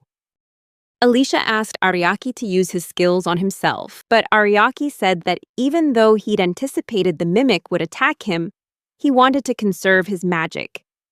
Alicia was still worried about him, saying he could have been hurt, Ariaki replied that would never happen. Not as long as she was there to support him. He reminded her that she'd saved him countless times back when they were in the hero's party, and that as long as he had her, everything would be fine. Alicia began to tremble, her face flushing with embarrassment, and thought to herself that Ariaki could still tease her even in the middle of a battle. She shouted that she couldn't focus on maintaining the barrier when he was looking at her like that. Ariaki quickly apologized, thinking he'd upset her again. Meanwhile, the mimic continued to slam its tentacles against the barrier, trying to break through. Ariaki reassured them that they still had time before the barrier broke, and that he was about to reveal the mimic's weakness. He explained that, although it looked like it was getting stronger on the outside, it was just a bluff. He pointed out that the tentacles around the damaged area were moving slower, showing that even though the mimic was resilient, it was definitely weaker in the areas that had been hurt. Ariaki pointed out that the mimic's mouth was just a trick to make them think it had gotten stronger, but it was actually just a ploy to buy itself time to recover. Fighting with deception wasn't unusual for mimics. Alicia still noted that, while that was true, the mimic recovered incredibly fast. Ariaki agreed, saying that its regenerative ability was the key to finding its weakness. If the mimic was using its mouth to hide its wounds, then perhaps if they struck the same spot twice, it wouldn't be able to recover. After reaching that conclusion, Ariaki said that the only way to attack the mimic before it could regenerate was to use a multi-strike attack to continuously hit the same spot to deplete its energy. Even though the damage wouldn't change, they could still hit it multiple times in a row. Right after that, the barrier began to crack and finally shattered. The trio moved quickly, dodging a tentacle that slammed down where they had just been standing. Ariaki said they had to destroy the mimic before it destroyed the entire dungeon. Ariaki buffed the whole party, giving Alicia lightning speed, agility to Colette, and the multi-strike skill for himself. With those preparations, he faced the mimic, ready to end the battle. The mimic roared, screaming Ariaki's name. But before it could attack, Colette landed 3 hits, causing one of its tentacles to fall off. Alicia continued to strike the mimic hard with her staff, making another tentacle drop. Ariaki's plan was proving to be very effective. He joined them, and the 3 of them began to relentlessly attack the mimic. Ariaki told the monster that since it was so good at absorbing damage, they would see what they could do about that. They continued their barrage of attacks, until Ariaka finally called out that they were running out of time. But Alicia corrected him, saying they were right on time, because no matter how hard it tried, the mimic couldn't create or maintain any more tentacles. However, just as they were about to finish it off, the mimic started to flee. The trio gave chase, and outside, the mimic looked for people to devour to recover. Ariaki calmly stated that all the adventurers had already left, thanks to the beastkin the mimic had tortured. Alicia worried that the mimic would get away, but Ariaki had anticipated this. He told Colette to go wild, and she transformed into her dragon form, ready to deliver the final judgment on the Hell Mimic. Colette unleashed her final fury on the mimic, causing it to completely disintegrate, leaving a giant crater in the aftermath of the attack. She then returned to her normal form and fell to the ground, but Ariaki caught her as always. He was a little annoyed that she didn't hold back, but Colette argued that it felt amazing to use her full power. Alicia ran over to Colette, amazed by her true form. She complimented Colette on how divine she looked in her dragon form, but also thought to herself that now, with Colette in the group, she would have to try much harder. Although Ariaki noticed Alicia seemed sad, she just said that the last skill took a lot out of her. Colette was still happy about how amazing the fight was, and Alicia agreed, saying it was all thanks to Ariaki. However, Ariaki humbly said that wasn't true, as his skills were only effective because of his excellent teammates, and that without them, they would have lost. Alicia sighed and said that, although there was still conflict between the beastkin and the townspeople, at least they had dealt with the adventurer killer. She then told Ariake that she didn't think Heinrich acted alone and might have been controlled by a mastermind. However, Colette wasn't too worried about this, telling everyone they can figure it out later. And for now, they should just enjoy the moment since the case was solved. Upon returning to Olden Town, Ariaki and his friends were warmly welcomed as the heroes who defeated Heinrich. Despite being grateful, Ariaka still tried to escape the attention, as he stealthily avoided the eager townspeople looking for him. Hao and Anne caught Ariaki as he was trying to hide from the town's hospitality. They both found it hard to believe that a party could be too much for a legendary hero. The siblings gave Ariaki the Bell of Dawn, a bell capable of summoning all the members of their tribe for help when needed. At first, Ariaki tried to refuse the gift, but after much persuasion, he decided to keep it, though he still told them not to expect him to use it.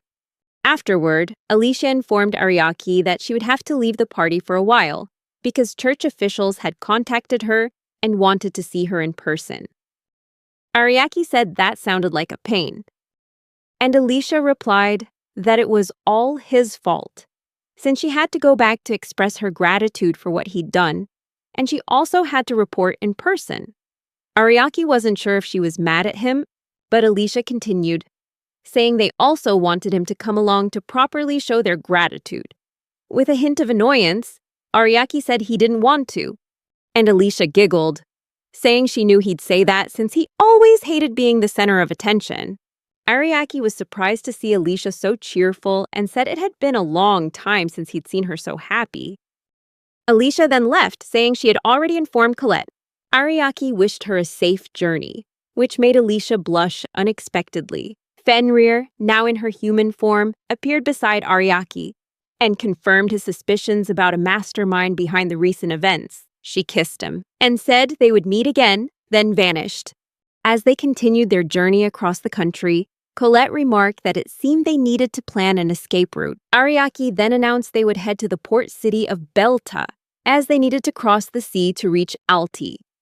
Meanwhile, Ariaki pondered who the mastermind manipulating Heinrich could be. Not only that, but he also noticed that other events, like the decay of the fairy forest and the Devil's Grove in the medicine town, and even when he rescued Colette, all seemed to be the work of someone trying to spread darkness.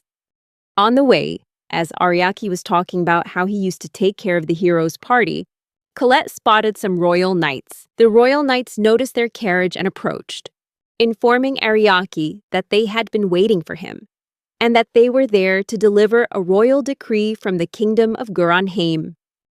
They announced that he must participate in a royal duel against the hero, Harunoa Bibia, in Belta within the next month. Colette wondered why they would want Ariake for such a duel, and Ariaki explained that kingdoms often do this to show off their people's strength. However, he had a feeling there was a deeper reason behind it. Colette told Ariaki to ignore the decree and not let them push him around.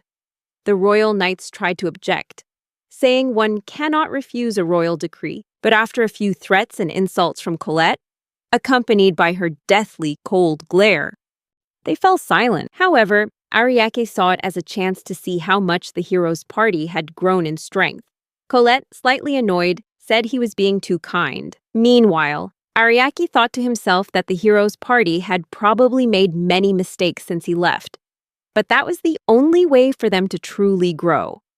He believed this was what one would call a parent's love. Colette told the knights they should be grateful for Ariake's kindness, and Ariake told them to inform the king that he accepted the duel. At the Wardock residence, Bibia was utterly shocked to hear he had to duel Ariake. The Grand Chancellor, while sipping his tea, asked if he would accept the duel. Smirking to himself because Bibia had previously worried that the feasts of wine and food were just special treatment to rope him into some terrible mission, Bibia confidently told the Grand Chancellor that he would win without any trouble. Delia chimed in, saying she was strong enough to defeat a weakling like Ariake. Elga added that Ariake was too soft and lacked muscle. Porara, while taking a bite of a sweet, said she'd love to put Ariake in his place. Suddenly, a young girl spoke up, asking why they were so relaxed about the situation. She said that against someone like Ariake, who saved the town of medicine from the Devil's Grove, they would need to prepare more thoroughly. But Bibia immediately turned to the girl, Lorelai, and told her she was naive to believe such rumors. insisting that the town was saved by the kingdom's knights. He then looked to the Grand Chancellor for confirmation, and the Chancellor, with a calm expression, said that was just the public statement. When Bibia questioned him, the Chancellor said he couldn't say any more, out of respect for his position. After a moment of silence, Parara asserted that the adventurers only won because they were overwhelmingly strong, not because of Ariake, and that no one with half a brain would believe that rumor. Lorelai then said that if the rumors were true, then Ariake had done much more than just provide support.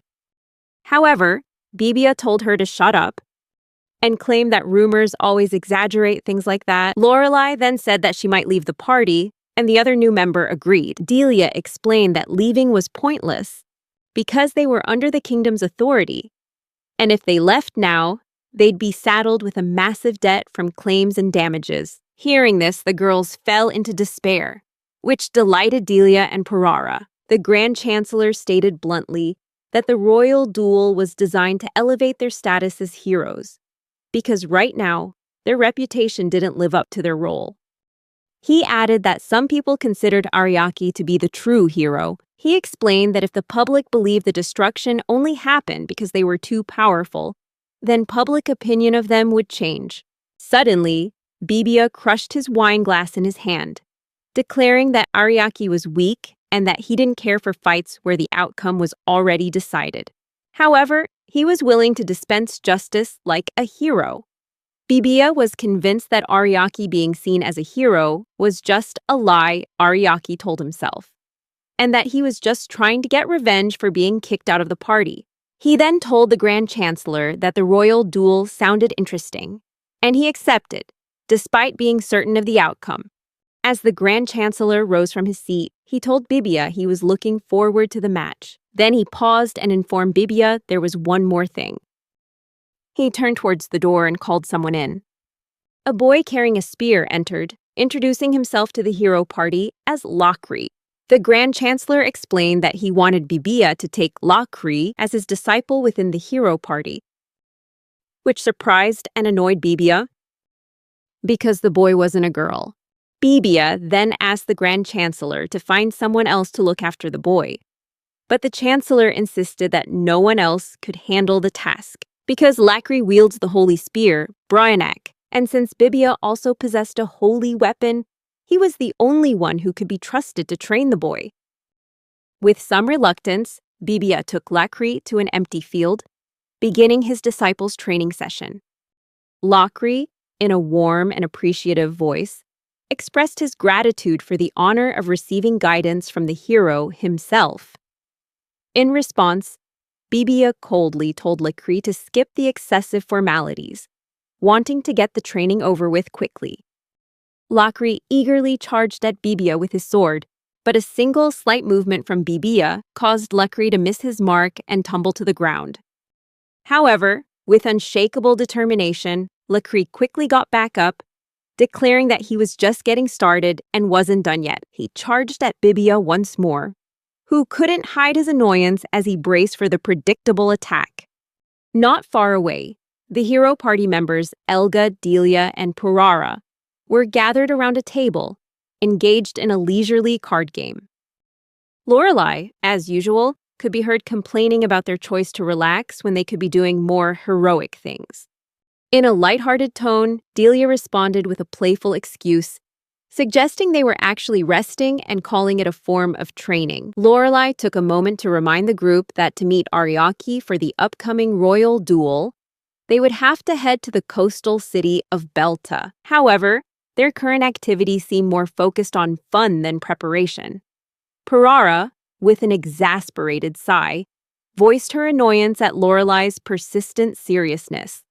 Parara still couldn't understand why everyone was making a big deal about treating Ariake as a serious opponent when she herself wasn't ready to see him that way. Basta! Ever the rational one reassured Lorelai that there was no need to be so tense, as everyone was determined. And that at least Lakri seemed to have his head on straight about everything, Lorelai replied, admitting that Lakri's calm demeanor was actually what worried her. Meanwhile, in the training area, Lakri and Bibia continued their practice session. Somehow, Lakri had lost his sword, which was now stuck deep in the ground. With an embarrassed yet sincere look, he declared his intention to retrieve his sword and get back to the fight. Bibia thought back to his earlier conversation with the Grand Chancellor regarding the Lakri. During that discussion, he had learned about Lakri possessing the holy sword Brynek, and the Chancellor had entrusted Bibia with the responsibility of training him as a hero. However, the Grand Chancellor had also warned that over time, Lakri's power could surpass even that of the heroes. As Bibia watched Lakri now, he found it hard to believe such a scenario was possible. Lakri's movements were simple, slow, and painfully predictable, making Bibia wonder how his strength could surpass that of a seasoned hero. Bibia felt frustrated as he recalled his conversation with the Grand Chancellor, and he decided to use Lakri as a training dummy, beat him up, and then throw him out. The naive Lakri brought his spear back, and the arrogant Bibia immediately started bullying him. Lorelei intervened, arguing with Bibia for attacking Lakri without warning. Bibia retorted that a true warrior must never let their guard down in a real battle. Lakri thanked Bibia for teaching him that lesson, and said he was ready to continue the training session. But Lorelei worried that he was pushing himself too hard. Bibia continued to intensify the training, planning to knock Lakri out. He was a little surprised when the first blow wasn't enough to make Lakri pass out, but he was confident the second one would do the trick. As Bibia attacked, Lakri staggered but got back up. Bibia noticed that Lakri had used his spear to block the blow. But Lorelei saw something more. Lakri had intentionally redirected the impact and used his armor to absorb the rest of the damage, all in a split second. Bibia grew angrier and continued to ramp up the training, while the other members of the hero party began to consider intervening. Finally, Lakri fell to the ground, bruised and coughing violently. Lorelei offered to heal him if he was badly injured, while Bibia boasted about his amazing technique. Lakri praised his teacher, saying that Bibia was truly amazing, and that he was the one who was too slow to keep up.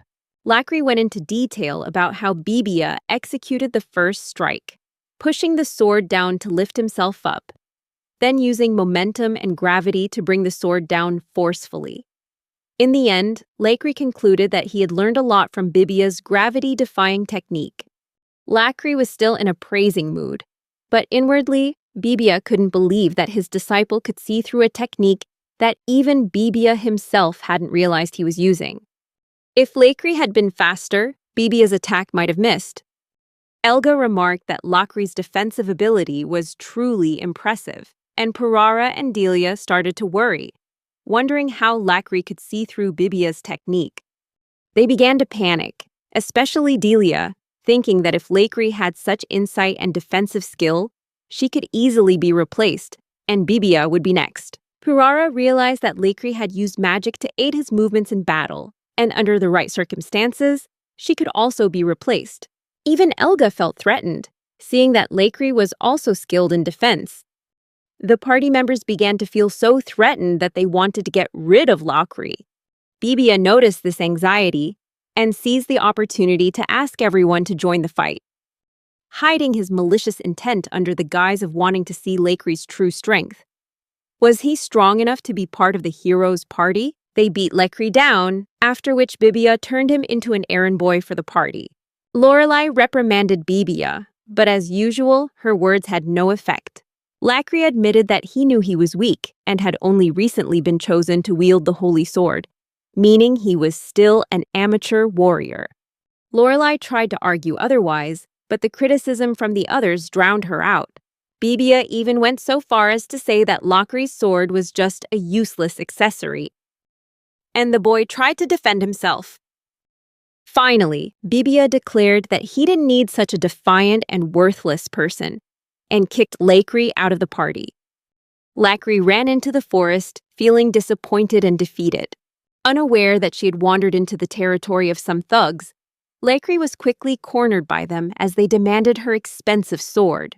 She started backing away and fell off a cliff. Though injured, Lakri quickly reasoned that she needed to get out of there, as she might have entered enemy territory. Luckily, she had some recovery potions that Basta had prepared to heal her wounds and help her keep moving. Chased by mountain bandits through their own territory, the situation seemed hopeless for someone like Lakri. But she refused to go down without a fight. The bandits were hot on her trail, but admitted that Lakri was surprisingly agile for someone who was injured. She hid, but could still hear their voices, and hated how careless she'd been to run into bandits right after finding the village. She was exhausted and dizzy from the pain of the fall, and had only a single recovery potion left to use. Lakri could hear more bandits approaching, and realized she had to recover quickly. But before she could gather her thoughts, one of the bandits spotted her and took a keen interest in her beautiful sword. The bandit called to his comrades, warning them that Lakri was agile and that fighting from a distance could be dangerous. He told them to surround her so she'd have no escape. They appeared in force, 30 men against one young girl, and it seemed the Lakri didn't stand a chance. This is when the truth was revealed. Lakri was, in fact, a girl.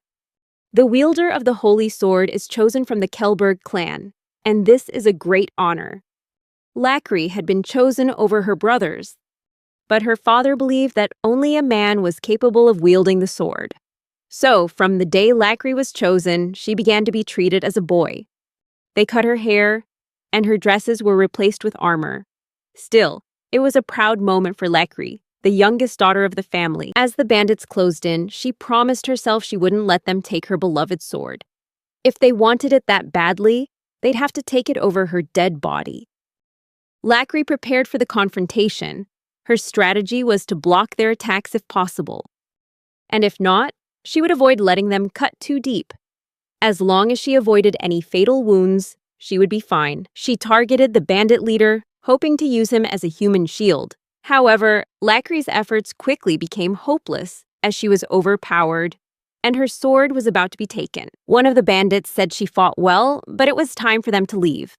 Just then, an unexpected hero appeared, sending the bandits flying. He retrieved Lakri's sword without the bandits even noticing, until it was too late. Lakri stared in astonishment at her savior. He offered her a hand to help her up, then introduced himself as Ariake. He asked for her name, and she gave it. He then told her she could explain her predicament later, and that the antidote he'd given her had taken effect, so she should be able to move again soon.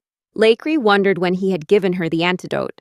Suddenly, a bandit lunged to grab the sword, but Ariake quickly took him down, punching him so hard that the bandit flew right into his comrades with a loud crash. Lakri was amazed by the force of the punch, which seemed to have the strength of 10 men. She asked if he had used multiple skills at once, and Ariake admitted that he had, wondering how she could have noticed. However, it wasn't over yet.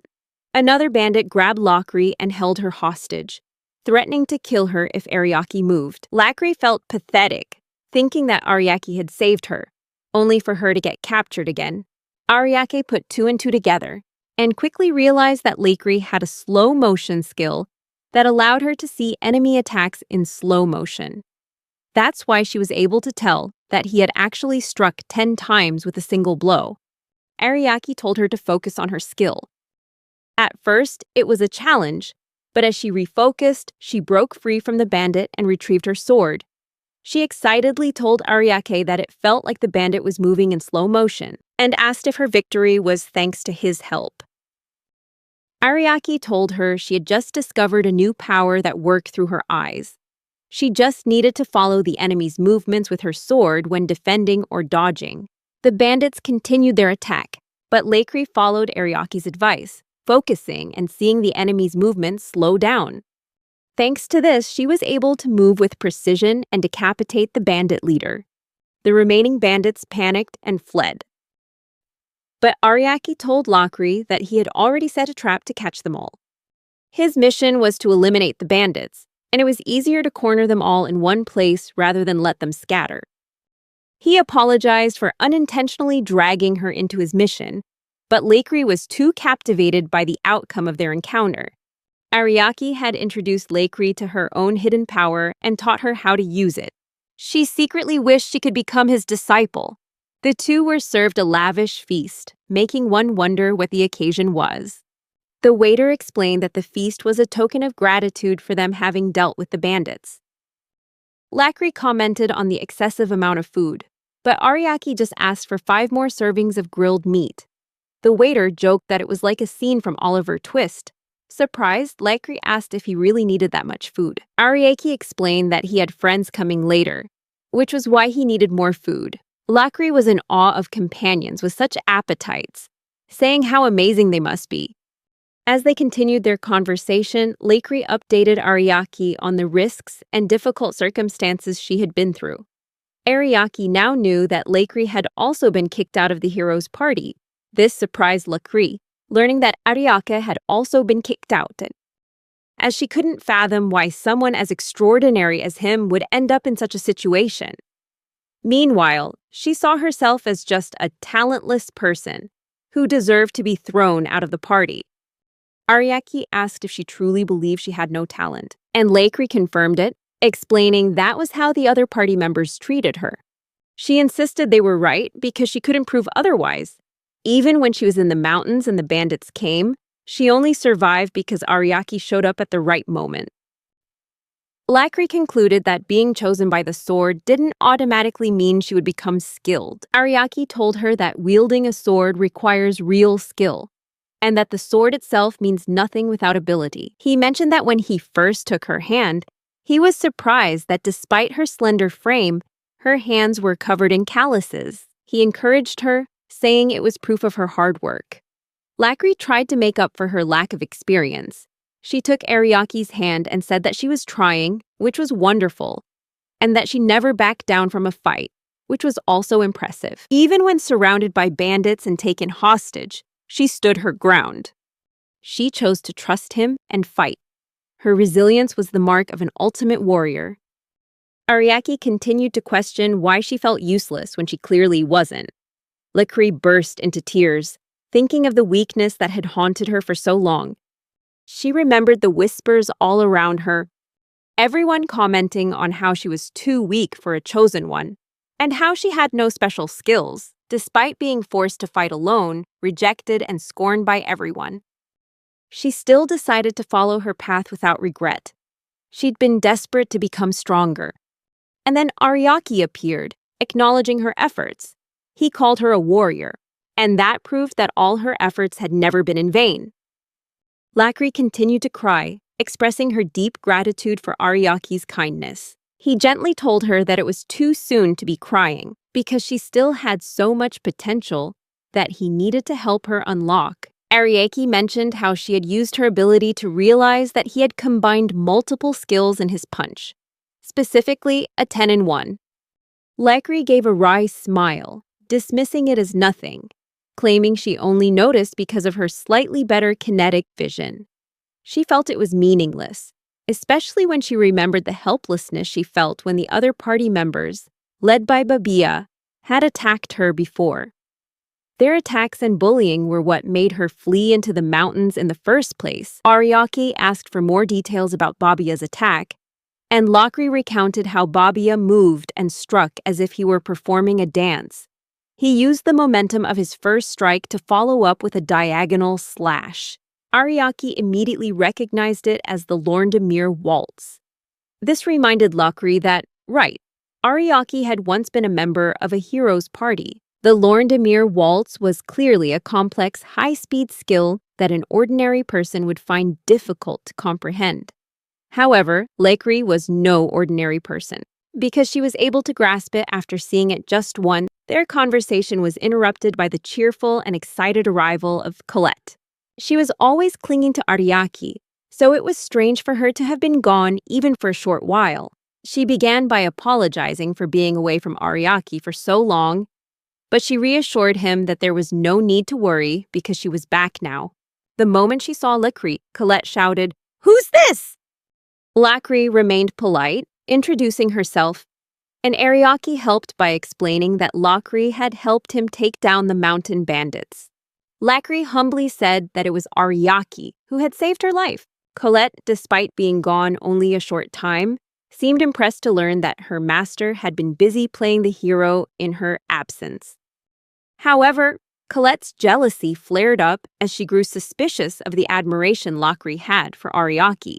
She began to introduce herself, but was cut off by the waiter bringing the 5 servings of grilled meat that Ariaki had ordered. Colette's attention immediately shifted to the food that Ariaki had ordered just for her, and she began to eat voraciously.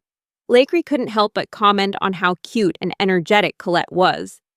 After the meal, Ariaki told the 2 girls that they needed to pick up where they left off. Lakri agreed, but she didn't understand why they had to go this far. Colette was full and getting sleepy, but was still curious about what they would do next. Ariaki updated Colette on Lakri, explaining that they were here to test her abilities. Ariaki expressed his eagerness to witness Lakri's abilities firsthand and asked her for a demonstration. Lakri was a little embarrassed by how eager Ariaki was to see her use a spear, but she announced she would demonstrate some basic combat moves. However, Ariaki cut in, saying what he really wanted to see was the Lauren Demir waltz, a skill she had only seen once but had quickly memorized. Ariaki asked Colette to be Lakri's sparring partner, and Colette agreed. But she was skeptical that Lakri could replicate a skill she'd only seen once. She thought it seemed reckless.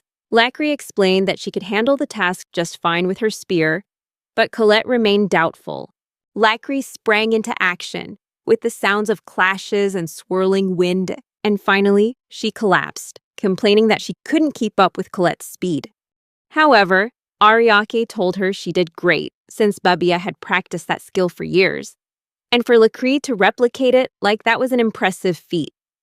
Watching Lakri during this, Ariaki realized she had another special ability called Mirrored Mastery. This ability allowed her to grasp the habits and movements of others, learning both offensive and defensive techniques just by watching. In other words, Lakri was very good at copying other people's skills.